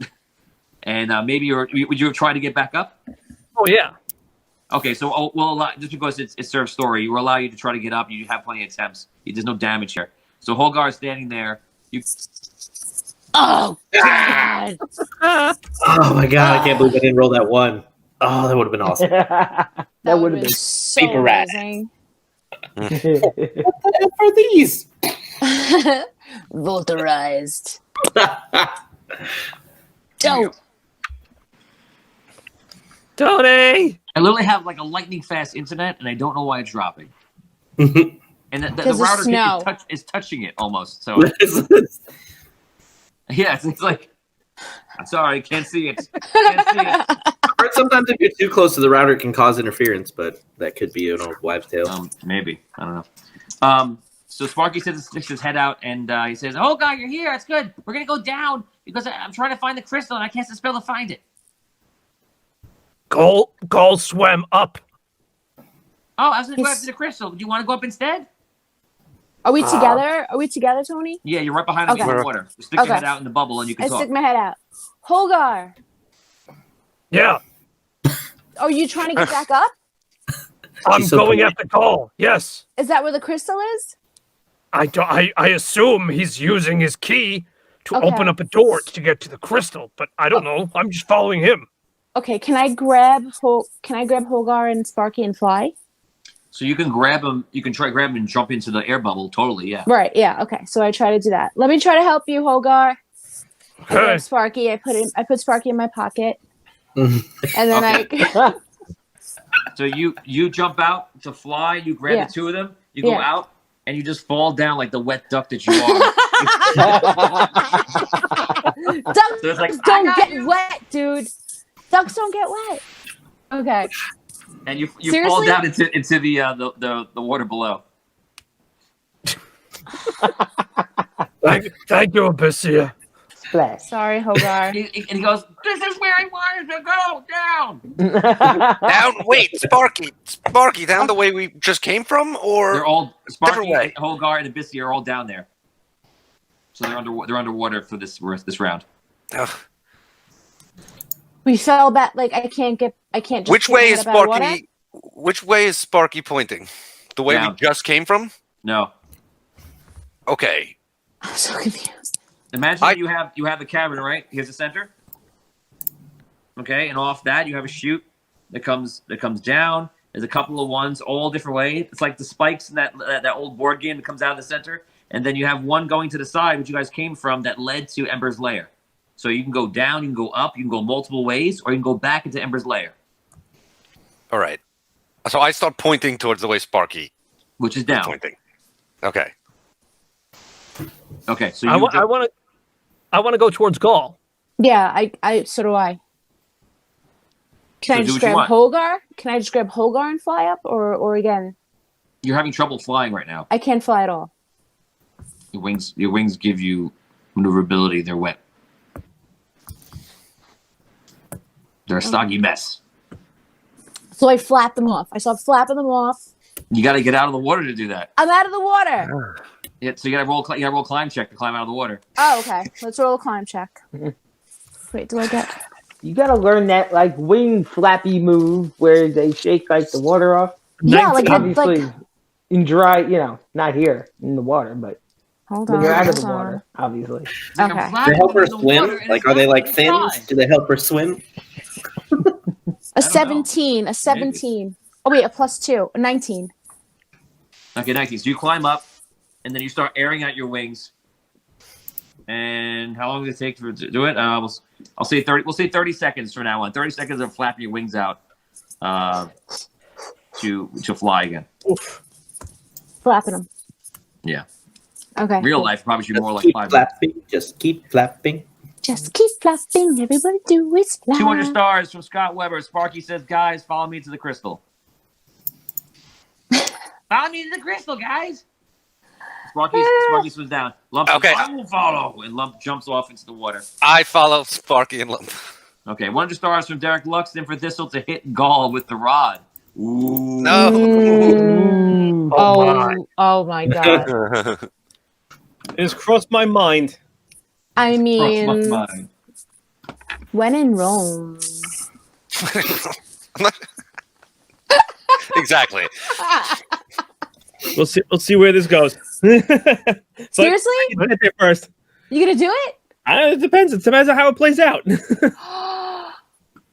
If he's alive when he gets there. Okay. Vinny will only do it if it looks bad. When in the Sunken City, do as Arky would do. Okay, Shoot Not her. in the city anymore.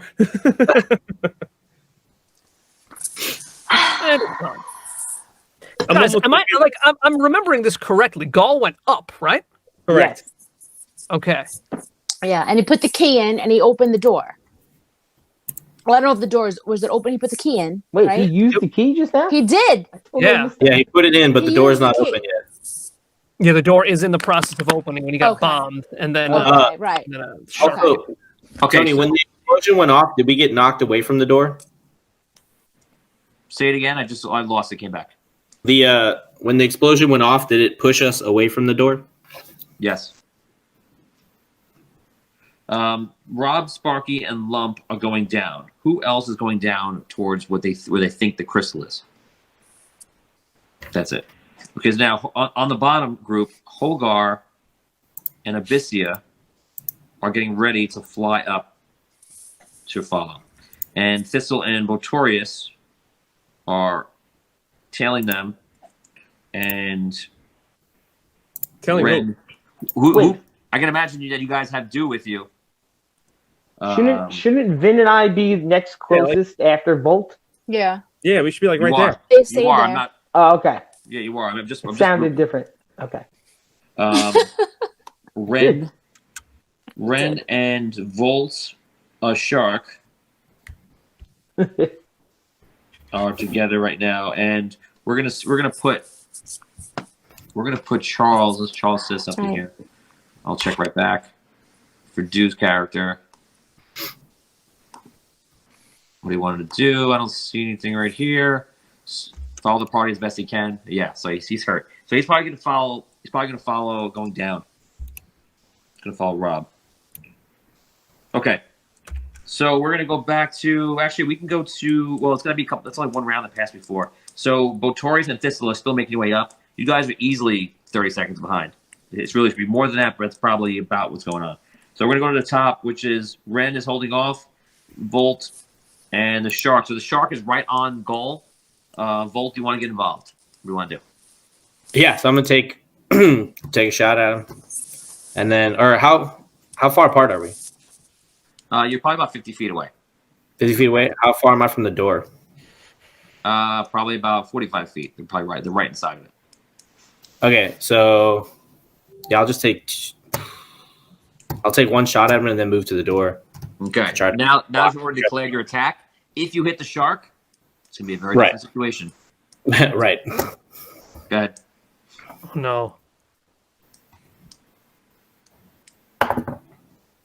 Natural 20. Whoa. Okay, so Put him hit down. your goal. Roll. And that's damage. that. The chaos rounds are still in there.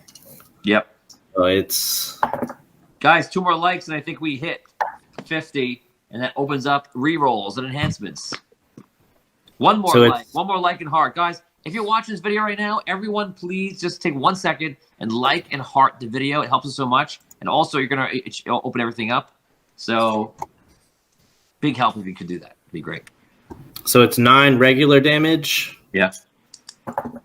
And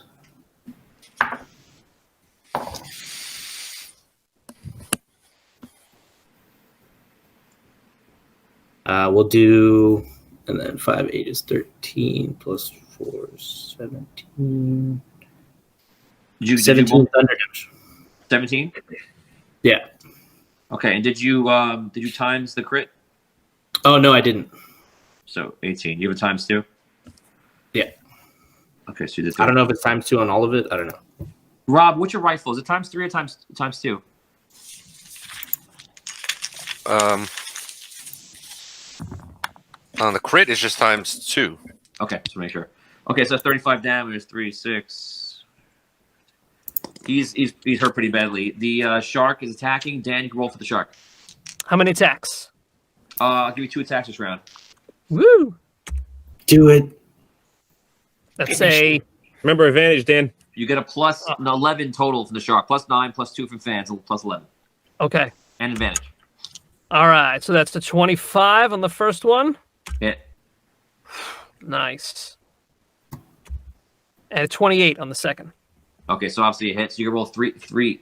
So 3d10 for both of them. All right, I'm going to roll a d10 and multiply by 3. Here we go. First hit is, 15. Nice. Second hit is 18. Nice.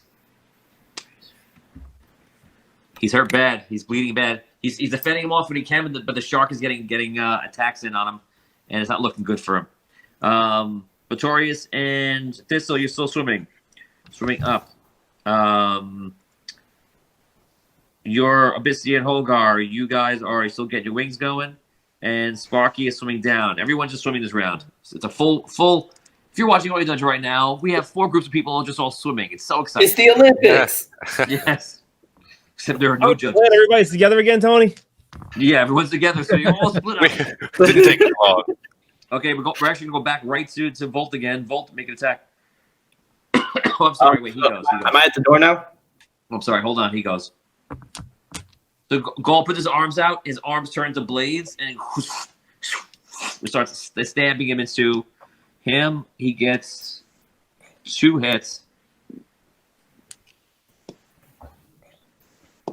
12 damage and 15 damage. And the Shark can take it. He's not happy, but he's taking it. Go ahead, Volt. You can go. So am I at the door now? If you move forward last round, you're much closer. Okay, so can I take the key out of the door? You're not out the door. You're 25 feet, so you're 20 feet away from the door. So Unless I you move move 35. I move 35. So you're 10 feet away from the door. Okay, so you can move to the door, stop moving, and then you want to grab the key. Yeah, take the key out. Okay, so you grab the key out. You're behind the shark. You pull it out. The door begins closing. Which way are you gonna be? In or out? Your choice. I'm saying out. Outside. Okay. Ooh, wait. Ooh, Out or in? it is. Yeah, out. Okay, so you're outside. The door closes, but you have the key. 100 stars from Derek Luxon. Another 100 for Thistle to hit goal twice with the rod, and 100 stars from Scott Weber. Let's see. Lump has been doing nothing but swimming at double speed, using his athletics to climb and jump and get within range of goal, so he can make a grappling attack. I thought Lump was. Yeah, I had. So, I'm sorry, Scott. I didn't see that. So I have Lump staying with. After the whole thing changed, I have Lump staying with Sparky, and he went down because they had no fighters. So I imagine Lump might have wanted to protect him. So is that my action or a bonus action? Taking the key out. That's pretty much your turn right there. Okay. Shark is attacking. Shark hits. Oh, I'm sorry, Dan. You roll. I'm rolling for you. Dan had. Okay. No, it hit. It's fine.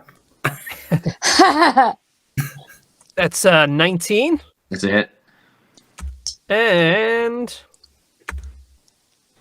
a 26. 2 hits. All right. First is a And we both hit you guys. Totem is active. first roll is 30 damage. Oh wow. Second is 15 damage. Nice. Roll a 10 there. And that is not the way I thought Goal would go down any way at all. Goal died. Wow. Basically, Good finishes him job. up and eats him. If the shark wasn't there, I would have definitely kept attacking. But I was like, he's gonna do some stupid thing and end up grabbing the key or something. I was like, no, close the door. You ain't going nowhere. Where you going? Nowhere. Nowhere.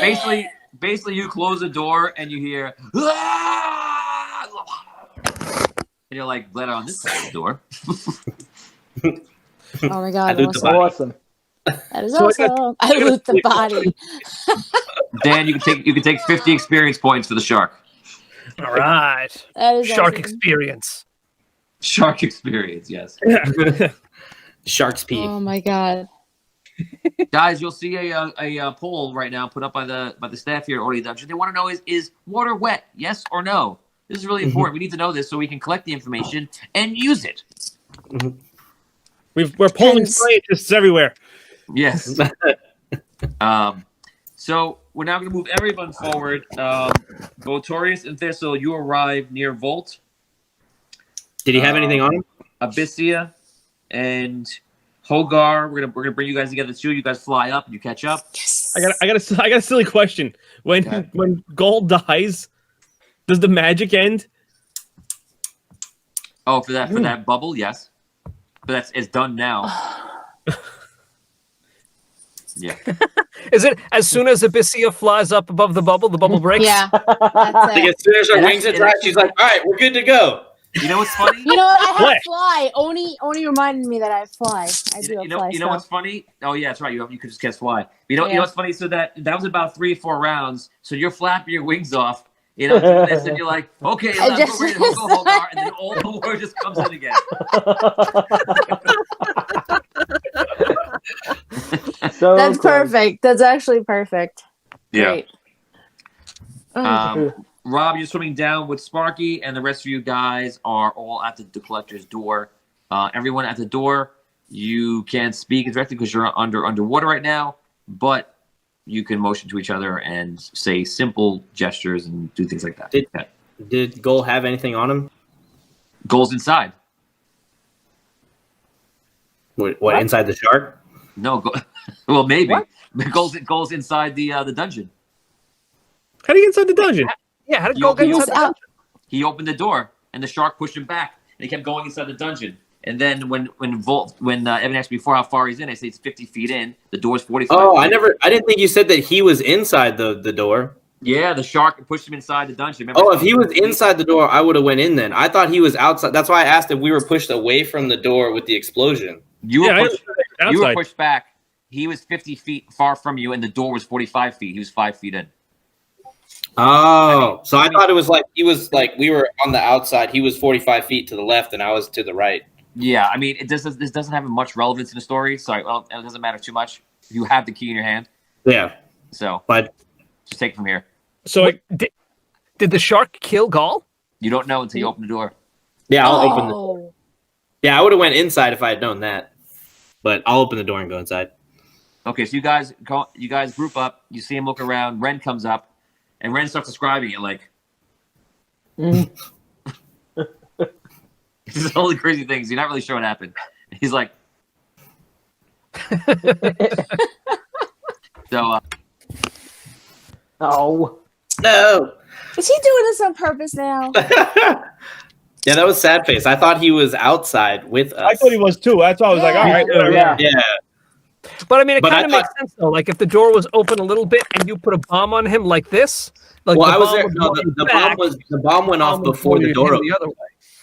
No, the bomb went off before the door opened. No, I was there. No, the bomb went off. He opened the door immediately before you even started your rounds. Oh, I thought you said I had that first round with him before the door opened. You said. No, so his first thing, yours were a response to that. So he put the key in, and the door was opening, and then you did your round. Gotcha. Yeah. So what do you guys want to do? You gonna open the door? I point to the door. I point to the key, and then I point to the door. Okay. You open the door, and you see a shark come out, and the shark looks like it wants to eat all of you. 6 seconds. Who wants to do something? Am I there? Yeah. Yeah, I'd make way for Hogar. Hogar, what do you do? Yeah. I swim over to the shark and I pet him. And I say, "Thank you."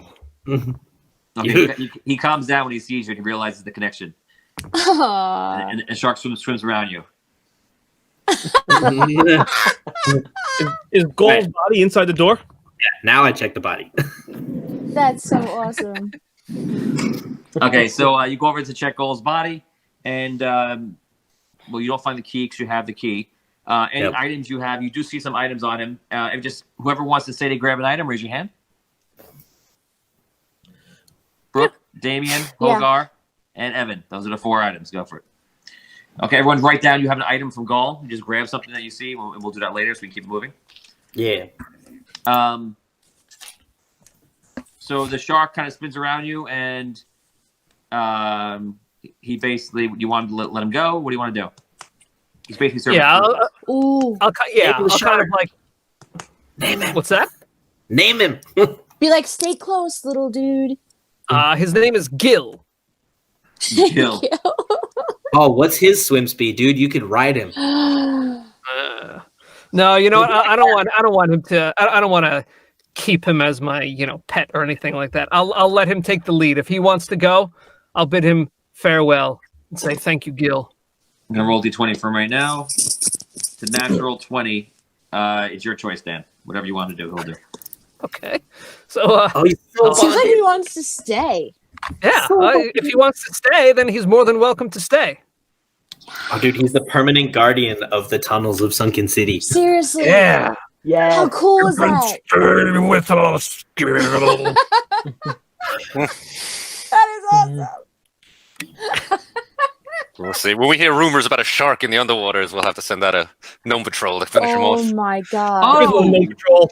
Finish him off. Wow. There's a shark.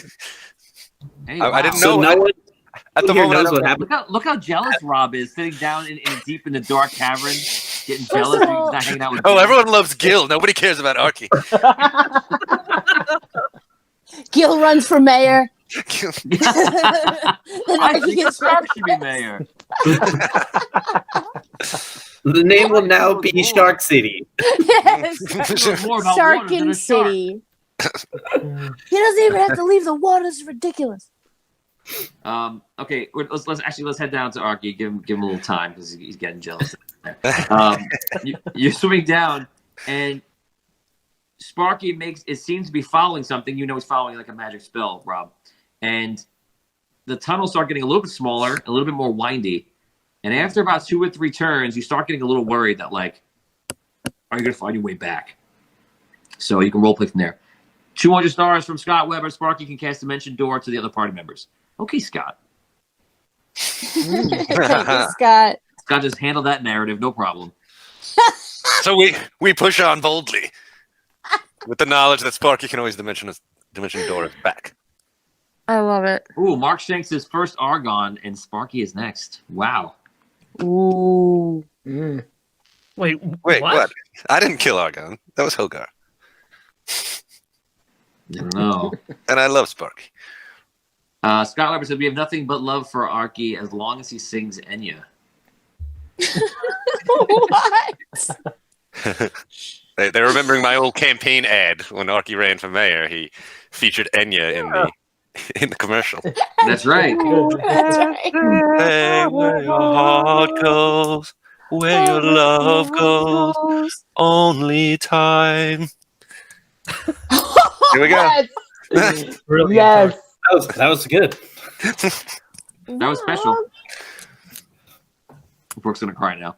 I've never heard Rob sing before. Guys, It was amazing. you just got a preview of our new show on Audio Dungeon. It's called Arky at the Opera. Oh my god. I want it. Wow. Okay, so you guys start going down, Arky, and you're swimming down. Dew is with you.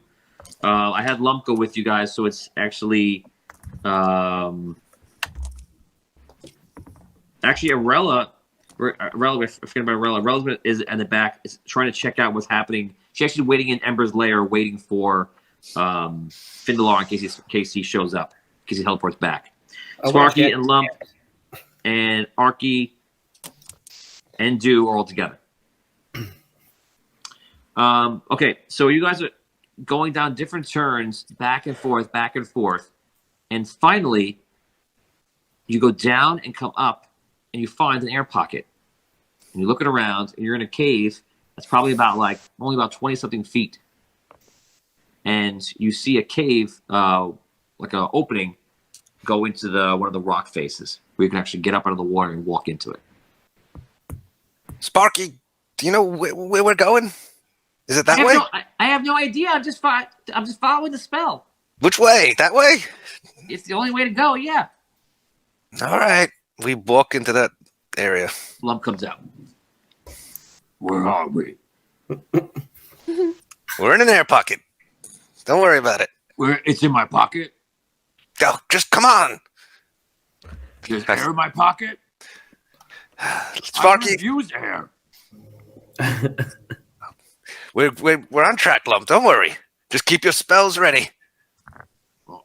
Yeah, me memorizing now. Spell. You guys are walking into the cave, and you make your way kind of like through like winding areas. This doesn't look like it's supposed to be traveled by a person. It just looks like this jagged cave in all directions. So it's kind of odd to walk through. You guys just start making your way as best you could. You guys start walking. You're probably about 3 to 5 minutes just walking through. Back up top, you guys are in the first parts of this dungeon, and it's obviously a collector's dungeon. And you see you're in like this first room area. There's an emblem on the floor, and you see there's a set of stairs to your left. That stairs goes up, and then to your right is a set of stairs that goes down. And this is all underwater still? So, yes, Tony, at that point, like once we see what's going on in here and that Gaul is dead, I kind of I give the like the wait up symbol, like hold up. Mm-hmm. And I point to Gaul and I give he's dead. And I point back up.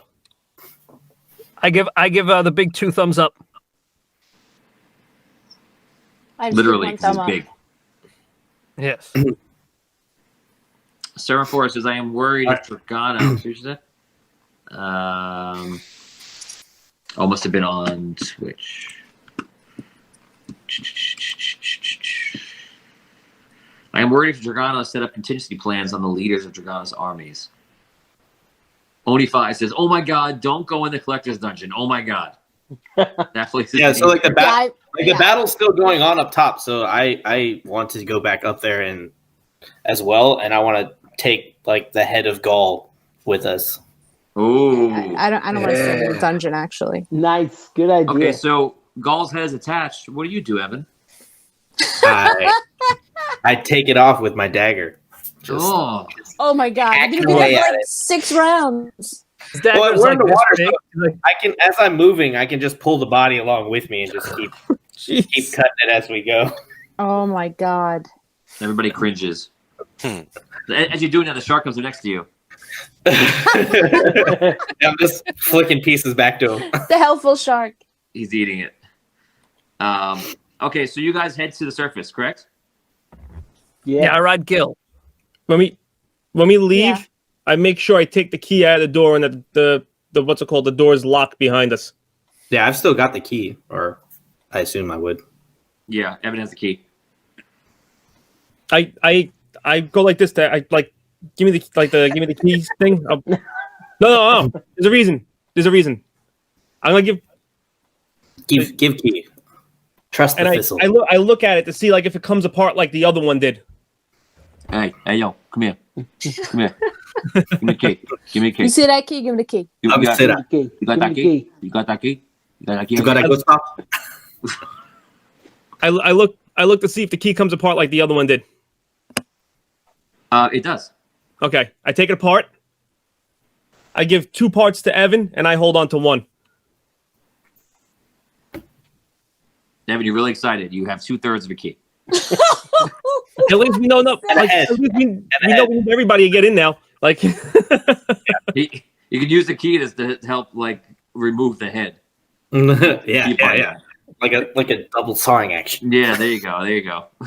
Okay, so you guys start making your way back to the surface. Arky, you guys are traveling through this tunnel for a very long time, and it starts getting tighter and tighter and more jagged into openings, and you feel like you're trying to figure out which way that you've traveled, and you kind of think that you've circumvented this area and you've gone down, you're coming a different way, and you feel like you found a larger crack into whatever area it is that you're trying to get into. Now, going forward, you feel it's going to be dangerous. It's going to be so sharp here that you're going to be taking damage going through. What do you want to do? Sparky, I think this way is too dangerous. Can you get us back to the rest of the party? He goes, no. Oh, no, you're not on the door. Sorry. He just doesn't. No, I think it's over here. I think we're close. Why would we go back when we're right here?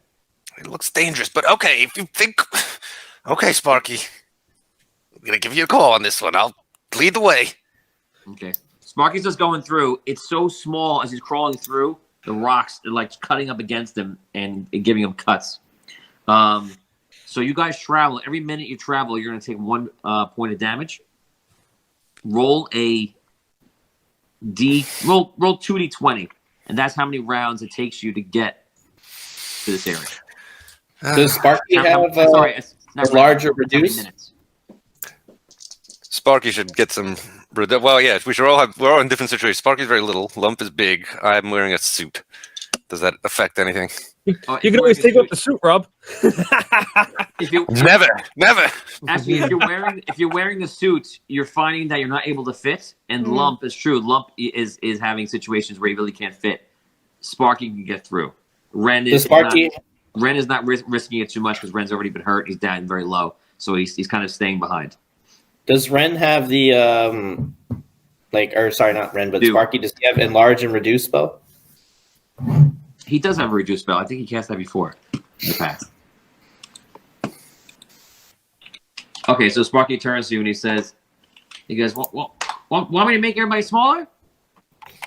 All right, do it. Only if me be big later. Yeah. It's just a little while. Oh, pocket lump. Baby Lump. Imagine having Lump in your pocket and then just throwing him into combat. And then he grows back to regular size. Yeah. Just add water. Okay, so you guys melee. shrink down to half size, and you guys start climbing through. At half size, you don't take any. Well, lump still takes damage, and you guys start climbing through. You're literally climbing through rocks where there's only enough space for you to climb through, and you're trying to make it through exactly like Rob's doing right now. Go ahead, Rob. Sparky, it's too tight. We better get there soon. Rob, It's scratching my suit. Rob, give me the Die Hard scene in the vent. Yes. What does he got the lighter? What is he? I don't remember. All I remember he's got the Zippo and he's crawling through. What's the line? What's the line? I don't know. I'm a RoboCop man. I don't like that. Robo I Bruce. think you're the first person whoever preferred RoboCop to Die Hard. Oh, give me a break. Wow, It's not even. a Oh, come RoboCop on. guy. Come on. You really want to get into a RoboCop discussion too. about the film, which film is better? It's not really close. Nope. I prefer RoboCop as well. Yeah, let's not derail. It's not close in favor of RoboCop. Yeah, what? I don't see that. Look, Die Hard is very overrated. RoboCop. RoboCop is by far guy the wears superior movie. That guy wears suits. You know, I mean, which way is he gonna go? He's Yeah. like, who do you think Yeah. Arky's with? True. But no, in all seriousness, Wait, maybe this is a discussion for another day. But No. I think I so. was going to say, we need to put the Celestial War on hold for like 10 minutes and talk about this. Die Hard is like Die Hard is like going to versus Die Hard is like going to McDonald's and getting a meal. You know, pretty standard stuff. Oh. Okay, RoboCop is a brilliant piece of satire. RoboCop Okay, is it's got- Sizzler. Tremendous. No, Sizzler. It was Well, Sizzler, yeah. At least Sizzler. Compared to Okay, so what's McDonald's. better? Compared to What's better, McDonald's. Red Lobster, at least. Die Hard or the Sizzler? Sizzler. Sizzler every time, man. Would you rather go to Sizzler, watch Yes. RoboCop, or watch Die Hard? Yep, RoboCop. RoboCop. Die for Hard. You, Rob. Die You know, Hard. I do have to say now, like, I do want to watch RoboCop now, just to see what, like, maybe It's I good. misjudged Dan, I RoboCop. have a feeling, yeah. It's Pop good. it in. Pop but- it in. Die Hard is Die Hard. See those hashtags, people. Okay, well, It might you know not- what? it might not be a fair comparison. We worked out a lot of things here. We got everything very clear now. So I think we can move forward. Okay. Great. I A guess. little I emotions think we all are know high. where we stand. Lauren Hicks says RoboCop is garbage. Okay. Wow. Fight Wow. song. Holy smokes. Luke But you know what? Understandable. RoboCop versus Die Hard. But is RoboCop a Christmas movie? Yeah, I don't know if you can No. compare the two. You can't compare the I two. like gotta get like a +5 right now because it's Christmas season. Yeah. True. There's no mention of Christmas in RoboCop, so No. and it seems to be kind of warm outside, and they're in Detroit, so I'm guessing it's not wintertime. I think it's either RoboCop 2 or 3 that takes place around Christmas. Okay, here And this we is go. this is why we like We're getting audio. back. The Here's quality the road. debate. Here's the car getting back on the road. All right, continue. Like, Continue if you must. 10 If you 10 must. for 10. You, That's you, just, tasted on the you internet. totally destroyed Rob's night now. Good job. Thanks, Rob. Congratulations. That's it. I'm leaving. Okay. So this episode is full of a lot. We sang Enya. We talked about RoboCop. You might have to change the title. Yeah. I think Whoever so. does that. I don't Whoever know picks if you're aware of that, Whoever Evan, does that. but I don't know. create the titles. Yeah, this is. Just in And, case you didn't no. know. Oh, try I to thought make there was them- like an auto generator. No. You know, That's- everyone thinks that. That's a that common, it's just- common misconception. They Yeah. think that there's some kind of bot just auto-generating these titles. Yeah, I thought You know, Facebook. There's a person, The, and that the- person is me. Title bot. the way our I hope shows not. run, we could probably hire like an AI to write the episode and see how that like If it'd be the, just if as the good. AI, Oh my if God. they hear the episode, it would be called like Robot Shark Die Hard Christmas episode. Explosion. Explosion. That would All be right, our now we're really veering off track here. With the shaky jar. With the shaky jar. Cheek jar. Yeah. Mark Shank goes shoot the glass. She's that Fista. Is that what Oh he my said God. in Germany? Is that in Germany? Yeah. Is In that what Germany. it is in Germany when they say it in German? Germaniac. Germaniac. Okay, so, Arky, you're climbing through like Die Hard or RoboCop, and you're going through all the cracks, and all of a sudden, you come out into a large cavern, and inside this cavern, you see a giant crystal. The crystal is amber colored. The crystal is the size of the red Knight's crystal you saw, except this crystal has been broken, shattered, and hollowed out for a lot of parts of it. It looks like the crystal was at 100% at one time or another, before the Audio Dungeon story, during it, or whatever, and now it's probably probably about 33% of what it should be. Okay. Nobody touch any of these crystal parts. I've dealt with them before. They can be unpredictable. Is there any sign of anything else in the room? So right now, from your vantage point, you can't see much. You only see the crystal, and you see the crystal in its current state. You do hear water, but you're not really sure of, anything else. Okay, I want to try and see if I can explore the room and find any other entrances. Okay, so you guys are making your way around the room. This cavern basically just fits the crystal. You don't have... Oh, actually, Lump is there with you. Lump gets on the floor and starts... Actually, Dew's a ranger also. So Dew... Oh, no, Dew stayed behind because he was going to get hurt. So Lump starts searching the floor, looking around, and he points to tracks that to you look like goblin tracks. Goblins. Those little bastards. All right. I start following the tracks. Okay, you start following the tracks, and as you go around the whole thing, you see there are little small cave openings that go in different directions, and you do see an area that water is coming in, and it looks like the water is on the bottom pulled up, but you can tell by the way that the water goes that this water kind of pumps forward and like swells upward a bit, and then comes back down in a cycle. You can tell that by the rocks around it. You can tell by the way it's moving. So the water's flowing kind of in and then receding back. Yes. And the goblin tracks lead into that. No, those two different things I described to you. One is the water, and the tracks go into all small openings that go out like the arteries off the heart out of this area. I see. And there's no sign of, I assume, Findalar. You don't see Findalar, no. Oh, gosh. 200 stars from Scott Weber. So Lum says to Arky, So you want me to touch crystal? Don't touch the crystal. I could touch it. Don't. It's an amber one. I forget what these ones do. But last time Abyssia touched the crystal, she almost died. What? So, I didn't expect us to be the only ones here.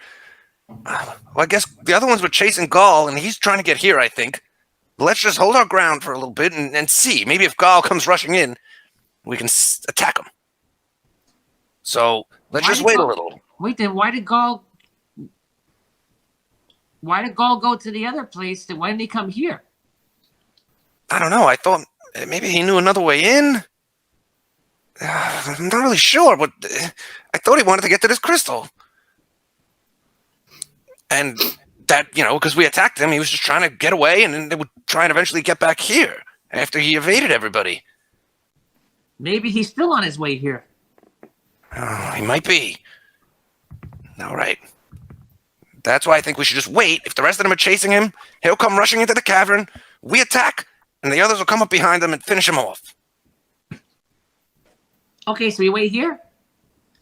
Let's just wait here. I'm not sure what else to do. The only other option would be, to follow these goblin tracks. I don't know if that's a good idea. Just go and... it seems like they're sneaking away pieces of crystal. But I hate to go wandering around into goblin lairs. Just the three of us. Where could Gaul have been going? I expect he's going to come in one of these other entrances. Okay, let's just wait here for a bit.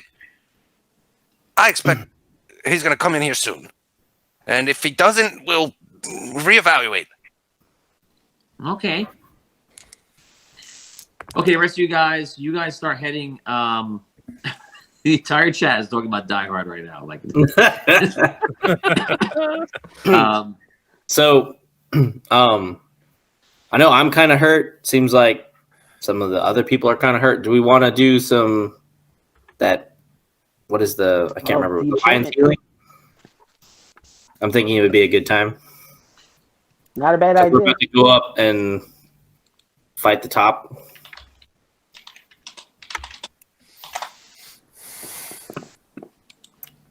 You guys continue role playing.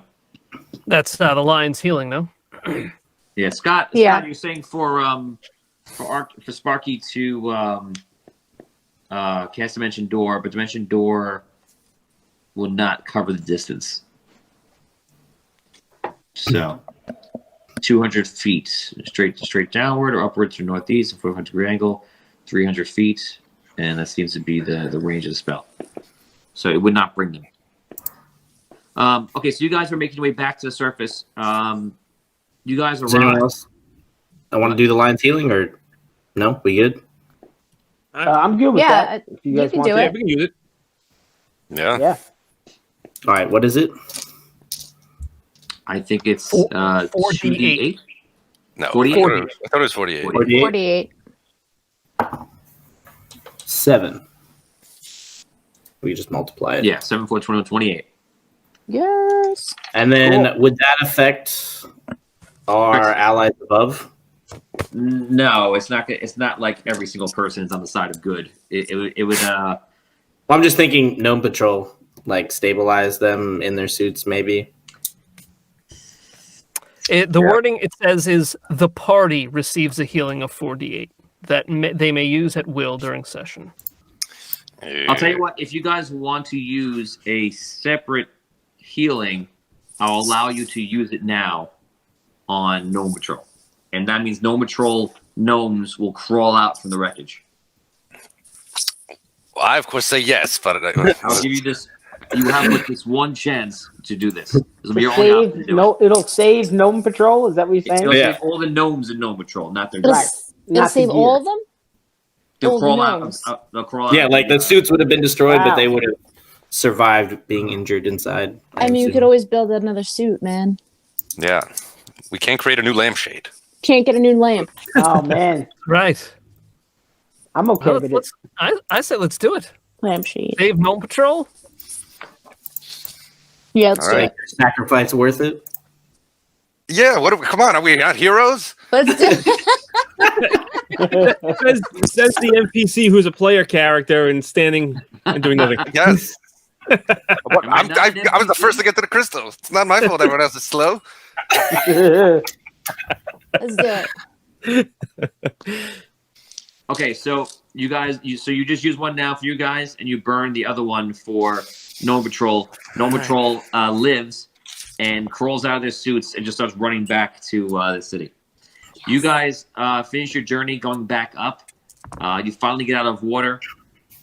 You bid your shark friend Gil a goodbye. Adieu.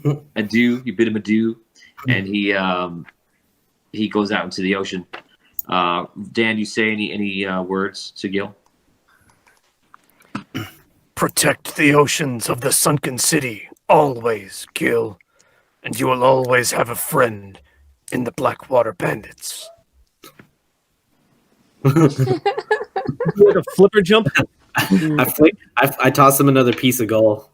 Thanks. Oh, Oh my god. a piece of gall. A little neck. Little gizzard. Private stars from Scott Weber before. Thank you for the donation, Scott. Thank you, so Scott. I'll remind you, Rob, because he's putting up there that Sparky can dimension door you guys. So, Right. but obviously it's limited. It's the 200 to 300 feet depending on how you're doing it. So that's all you can move, but that is an option. Thank you for our Fire to Stars. So you guys get to the top. You get to the overworld again, and you guys get to the vault, and you're climbing out of the vault, and you see the battle is either somewhat over or mostly over, and you hear battling in the distance. And we're gonna see you guys make your way back to the top of the vault. Imagine somewhere you might want to go, or no. Yeah, is my fly still on or no? Probably not. I think it lasts like 10 minutes. No, it'd be gone by now. I can cast fire on you. I was just But gonna wait. try to go and see what's going on, but You're gonna see. I'll just go change my suit. Okay, so you do not go Okay. to the top of the vault. Well, yeah, I mean, we're all going up to the vault and then into the city, right? Yeah, you guys are gonna go up to see Jinty at the top of the vault, which is Oh, okay, yeah. So we got to go up there. All right, yeah. okay. So you guys make your way to the top of the vault. You look out to the distance, and you see all the Dark Knights have traveled over to where the destroyer catapults were, and they're actually attacking the teams on the destroyers and everything else. And you kind of vaguely see King Thowen at the head of it, taking him out from the distance. And Jinty seems very excited. He's like, "We did it! We did it! We're actually gonna win!" Roleplay, guys. We killed Gaul underneath the city, Mayor Jinty. Yes. That's great. He didn't get the crystal. He didn't find it. No, we did Where is not. the crystal? We don't know. He was trying to get into the collector's dungeon, and we were able to stop him. I believe it's way down. I noticed that there were what seemed like particles coming from the crystal floating in the water down beneath. So I'm pretty sure it's under that cavern that we were in. Wait, the crystal wasn't in the collector's dungeon? I don't think so. Then what is in the collector's dungeon? Well, we I didn't don't go know. all the way in. We just were at the entrance.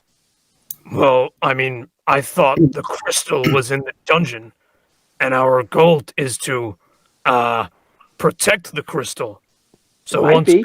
once the threat was gone, we had no need to go into the dungeon, right? Right. Hey, I'm confused. So you stopped Gaul from getting to the crystal or the dungeon? He went for the dungeon. Dungeon. Maybe Why did he go for the crystal? Maybe he thought the crystal was in the dungeon. That's why he probably mean, didn't the realize where it was. collector's- Nobody knew where the crystal was. Collector's dungeon could make sense. I'm gonna take this head and try to go end this battle. And Excuse me while I take this in. yeah. So I go to try to change out to one of my flying suits and try to go to where Thowen is with the head to try to let him use it to show the enemy that there's no point in fighting anymore. You make your way down the vault, and you head over to Arky's shop, or sorry, Corny's Corner, which is nearby. And I take note of the sign. yeah, Look at that. Corny's Corner. How about it? and you head in and get your suit. You actually Are the you lock, go to were the get locks your suit. changed? Actually, yeah, the lock should be changed. You know what? Oh, Yes, no. absolutely. And I'm also going to tell you, there's a big window now in the window displays. The suits are up for sale. Well, I break the window. You break the window, and you see a cop comes over. Well, now, what are we doing here? Eh? Breaking So in, bad. big guy? Trying to defend the city, guy. I got to get this out In the there. city, yes, by pulling off a B and E, eh? These are my suits. Do you see me not wearing a suit? No, not It's yet. my suit. They're not. No, they're only your suits if I let you steal them, eh? But I'm here to stop you, eh? This has to be the most dedicated cop ever. Considering the war going on I know, outside. there's a huge Like- battle going Let on. me tell you, I walked this beat from the vault to the house down there, and no one is going to steal anything on my watch. I just ignore him and just go and start changing Don't the ignore suit. me, sir. Don't ignore me. No. No. I think Corny's greasing this guy up. Oh wow.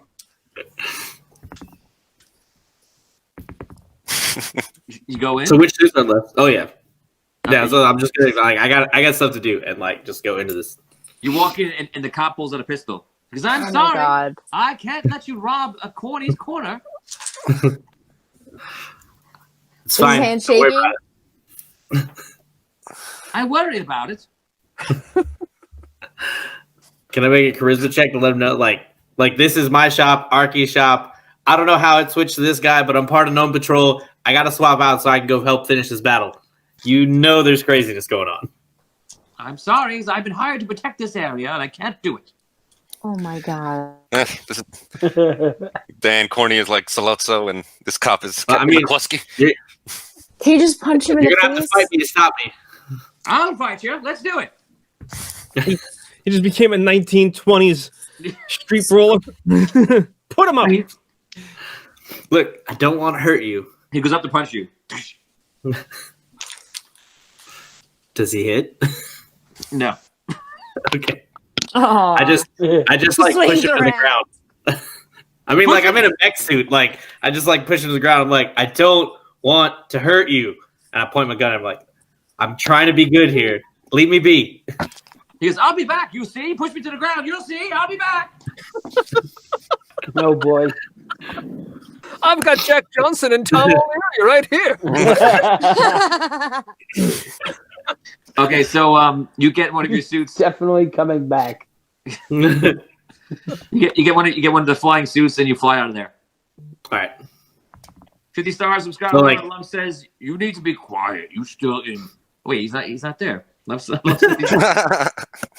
Scott, Lump is under the ground with the collector's crystal with Sparky and Arky. But what did And- Dude do? Dude just stayed in the tunnels by himself? Yeah, So Dude should have got the healing, right? yes, Dude would have got the healing. He's feeling better. I don't know if that'll make him venture into the tunnels further. I'm feeling better. I'm not dead yet. He'll be stone dead in a moment. Yeah. So yeah, I'd make my way towards that one, but not like sneakily. Okay, you fly ahead. Like I don't know if there's any like, They don't know if you're a friend and foe, but the battle is kind of going on. It's kind of ending right now.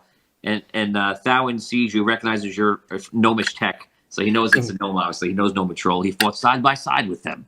Yeah. So you land on the ground near Thowin. And I show him like we've defeated Gull. We stopped him before he was able to get into the collector's dungeon. He walks over and he grabs a head from you. We have defeated the demon. And the Dark Knight's like, and they all start cheering.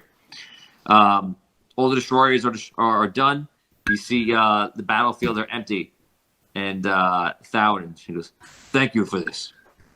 Knights, you've done a great thing here today. We did it for Sunken City. We did it for what is right. And most importantly, we did it for Linda. For every person who is the working man or woman in Sunken City, we did it for them. Knights, let us go back to the city. Can I get that that epic bro moment with the like, who is it? Arnold Schwarzenegger and that other guy with the Carl Weather. Oh, you son of a bitch.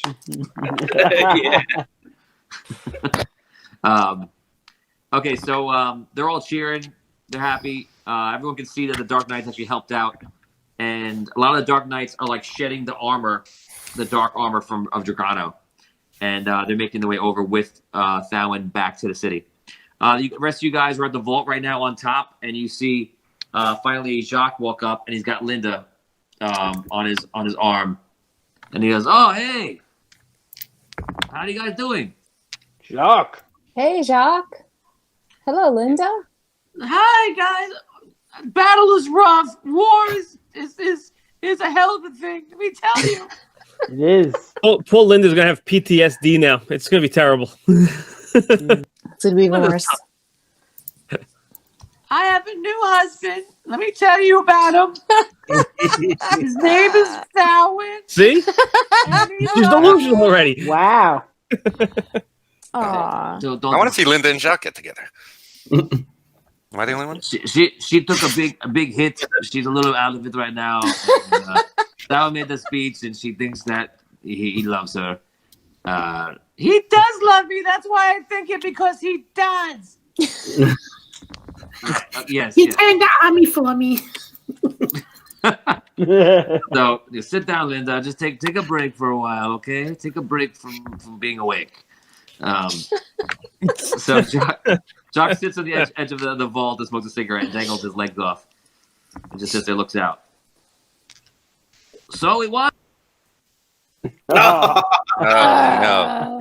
Yo, what happened to Jacques? He didn't fully disconnect. Yeah. Yeah. He just faded into the black. This is something else. He inhaled too much smoke.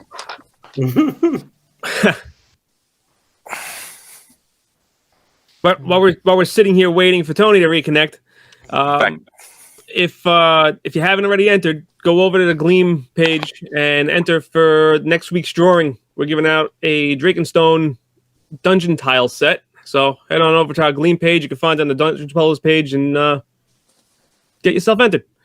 Yeah. Excellent. It's a pretty awesome Free set swag. too. Free swag. Free shite. Yeah, Vin and I did a dungeon loot on the Drakenstone set. Is that the same set that we're giving away? Mhm. Yeah, the same set. It's actually the same set. So if you pretty actually awesome. listen to what it is before, you can actually go over to the YouTube page and take a look there, see what it is. Dough. Very Dropped. It is. Very Dope stuff. nice. If Tom was here, I'd have him go break out a couple tiles and show it off on camera, but Mm.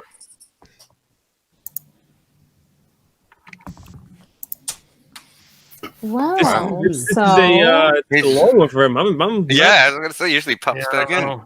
This Percival wrote in the chat. This Oh, episode I wonder if maybe they lost power. This might be a power loss. I have a Oh, no. question. Well, then we just sit here and wait all night to do that. Are you in dungeon talk? You can't leave. If anything. You cannot leave. Well, in other exciting news, we started streaming on Monday nights again this past Monday. Yeah, I did that. Right. It was what were you guys playing? We went back to some old favorites. We played a round of Escape the Dungeon. We played Yep. a round of Super Zeros. Actually, 2 rounds of Escape the Dungeon and 2 rounds of Super Zeros. We played a Nice. round. Set. I missed it. Played a round of Riddles in the Dark, and we tried out the Can This Be D&D game. Yeah, the tabletop anything. No. D&D anything. Oh, really? Yes, Yeah, we were D&D in Super Mario Brothers. Or Super Oh, Mario. nice. Cool. Super Mario Bros. As some people apparently. Oh, That's okay. right. Same If thing, you no? prefer. Super Yeah. I'm Mario gonna Bros. have to go check that out. I I mean, I got to now. be Yoshi. Oh, nice. That's my favorite character, man. He's the best. It was pretty cool. Sweet. Rob, yeah, What does you everyone win? want for You Christmas? guys did- No, you the, almost won. Escape the dungeon. Yeah, escape the dungeon. You came so close. It was like you had a lock. It was a lock. Rob, you were in. It was like almost done, and then I wanted to try and end with a big flourish, and didn't work. I survived though, but I failed my mission. So Are you guys gonna try bringing back that battle royale? Perhaps We've I'm not talked sure, about it. Yeah, maybe. no I thought immediate about plans. using the volcano that I have when the army approached the sunken city, just Nice. and volcano. But I was like, it's a little close. So Tony's on as the audio dungeon symbol right now. So just give him a second. He's coming up. He's Okay. having some sort of tech issues. I think he's gonna DM without a profile. So it's gonna be old school. Actual audio dungeon. Nice. Ooh, Rob, Lauren's very upset about RoboCop. She said RoboCop sucks. No, That's she's what I very understood. upset. She's very upset. She likes it. She's No, she's upset that you like it so much. She wants you to say it to her face. that I like it so much. I do. That you like it better than Die Hard. I do Warren? like it better than Die Hard. Die Hard's, Warren. pretty run of the mill stuff, and RoboCop is something special. I think that's. I like RoboCop too. I I understand what you mean, Rob. I do. I understand.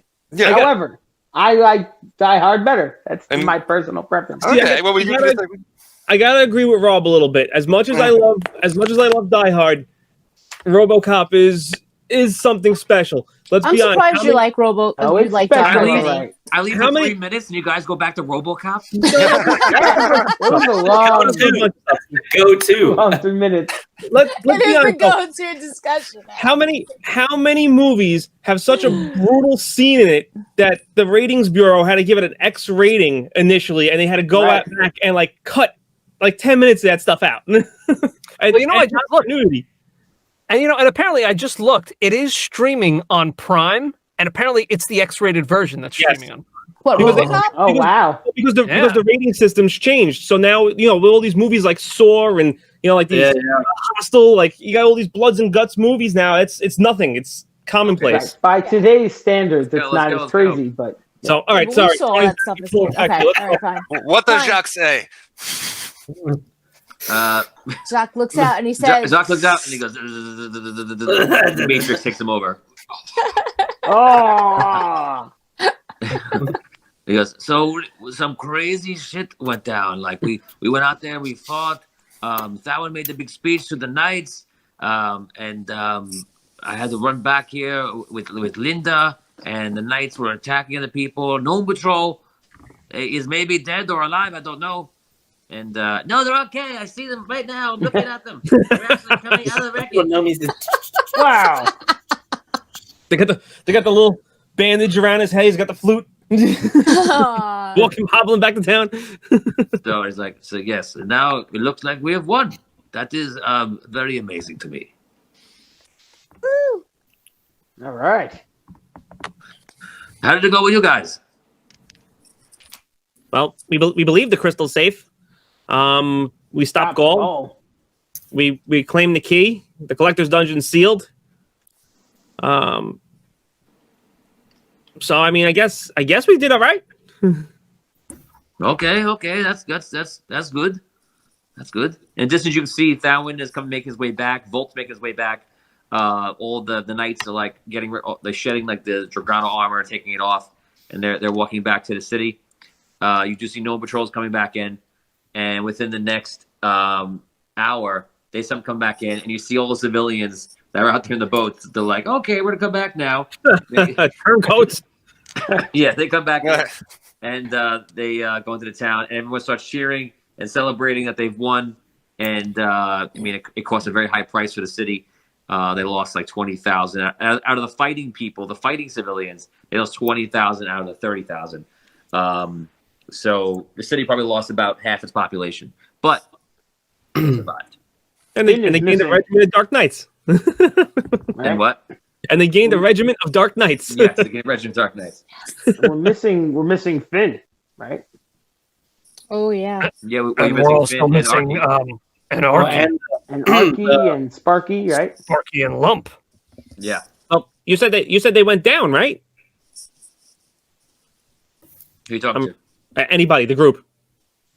Yes, they went down. I think so. We're gonna have to go back and find him.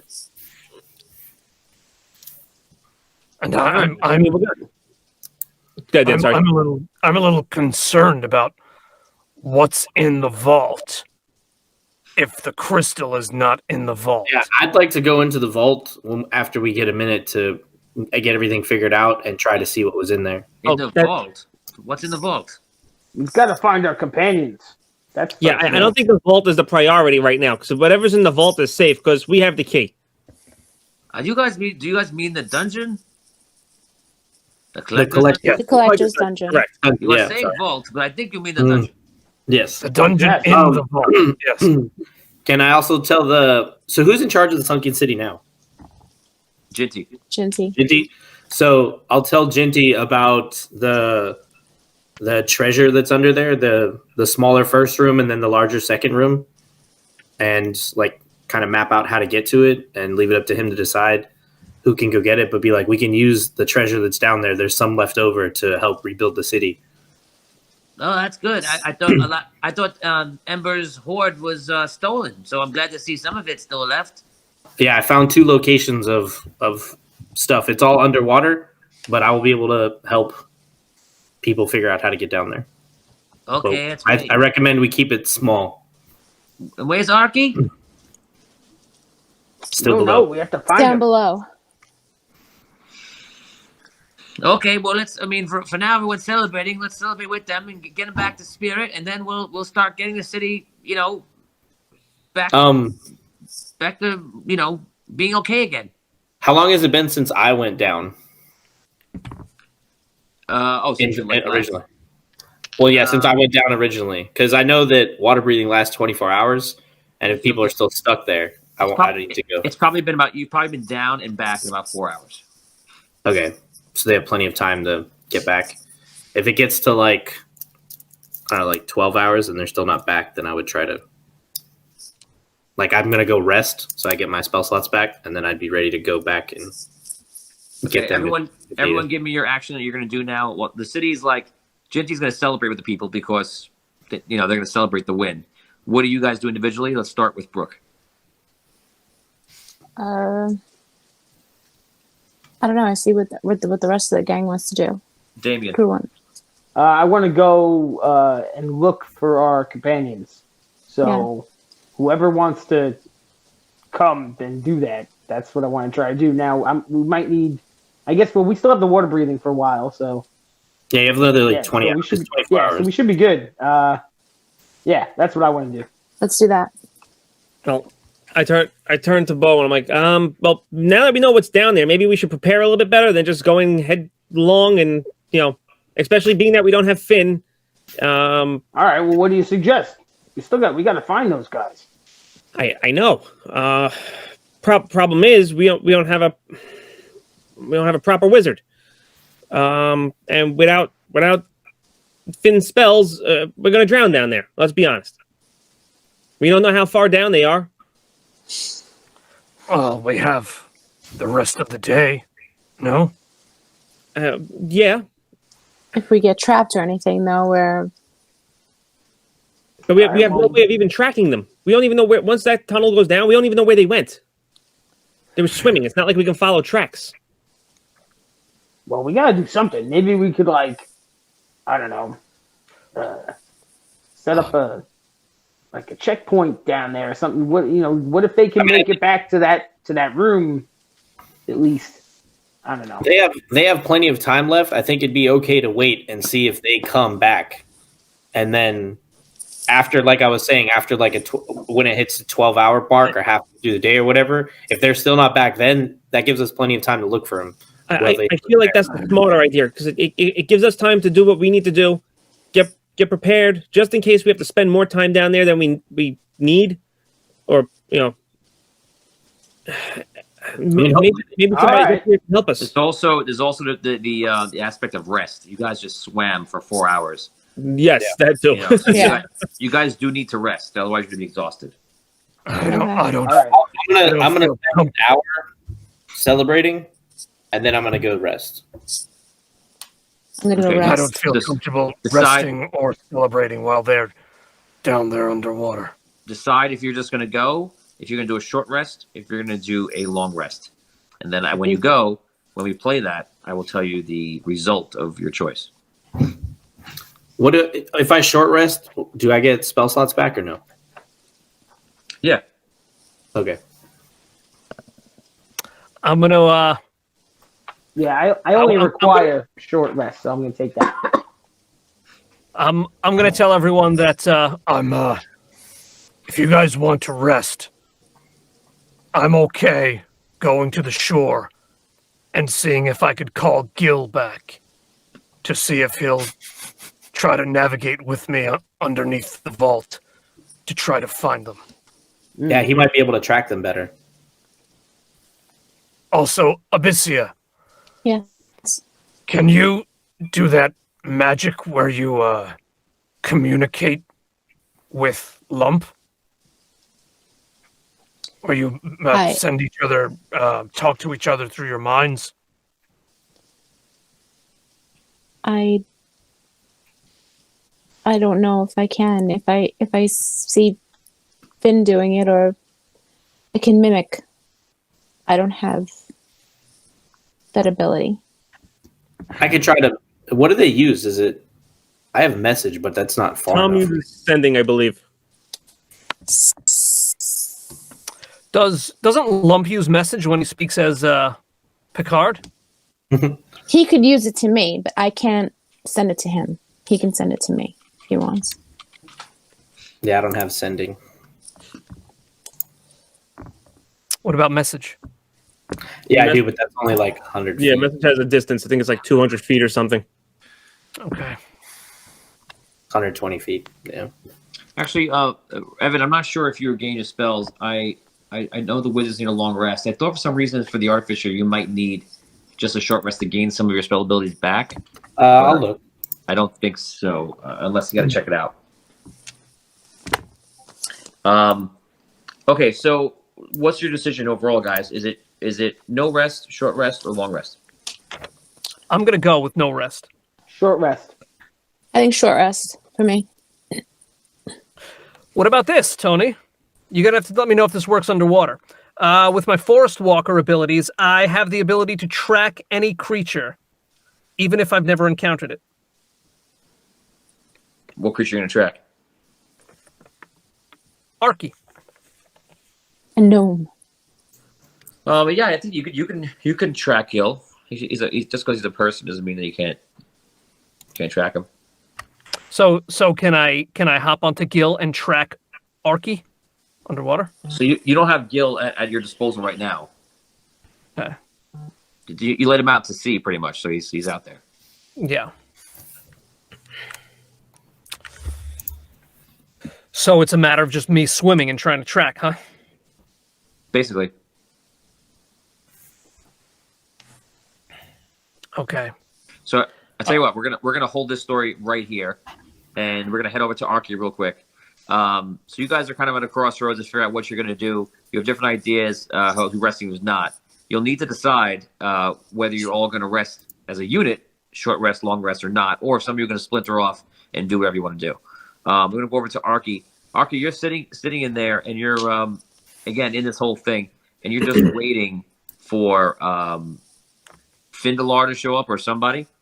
You're sitting there, and you see the water starts to swell, like I told you, but not in a bad direction. It actually swells lower and lower and lower, and you see it go down to probably about 20 feet below to where it is right now. And when that happens, you're noticing it. Your first thought is like, oh, I should just be careful of this water if it swells up too high. And then you start hearing noises, and you hear goblin voices coming in. I think they're coming for the crystals. They've been stealing these crystals, these goblins. What do you want to do? All right, but You hide? I thought we could fight. Let's see what they're doing. All right, well let's hide in a corner where we can observe them. If there's not too many, we'll strike. Okay, let's go.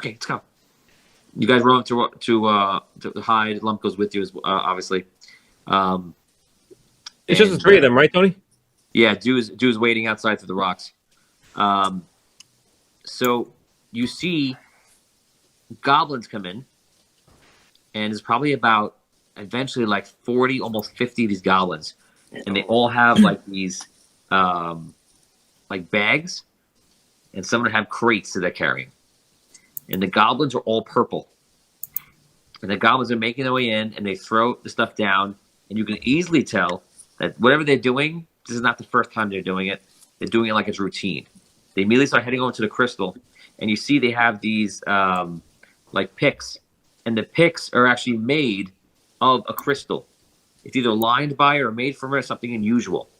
And they're actually hacking at the crystal and breaking into pieces, and they're taking all of the pieces and throwing into bags, throwing into the crates and things like that. They work on it. You guys are just observing. It probably takes them about an hour for everyone to gather enough where they can't carry it, and they start making their way back out the same way they came.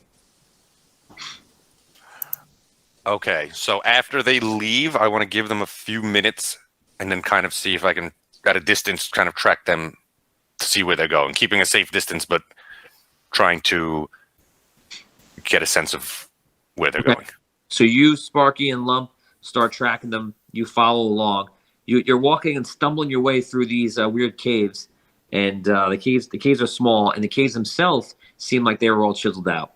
And you travel for probably literally about 4 or 5 hours, and you're going back and forth, and you're like, where are they going? You guys are following. Lump's complaining the whole time, and you guys finally get to a point where it opens up. You hear water running, and you see some signs of a civilization that's very familiar to you. And that's where we're going to stop for today. Oh.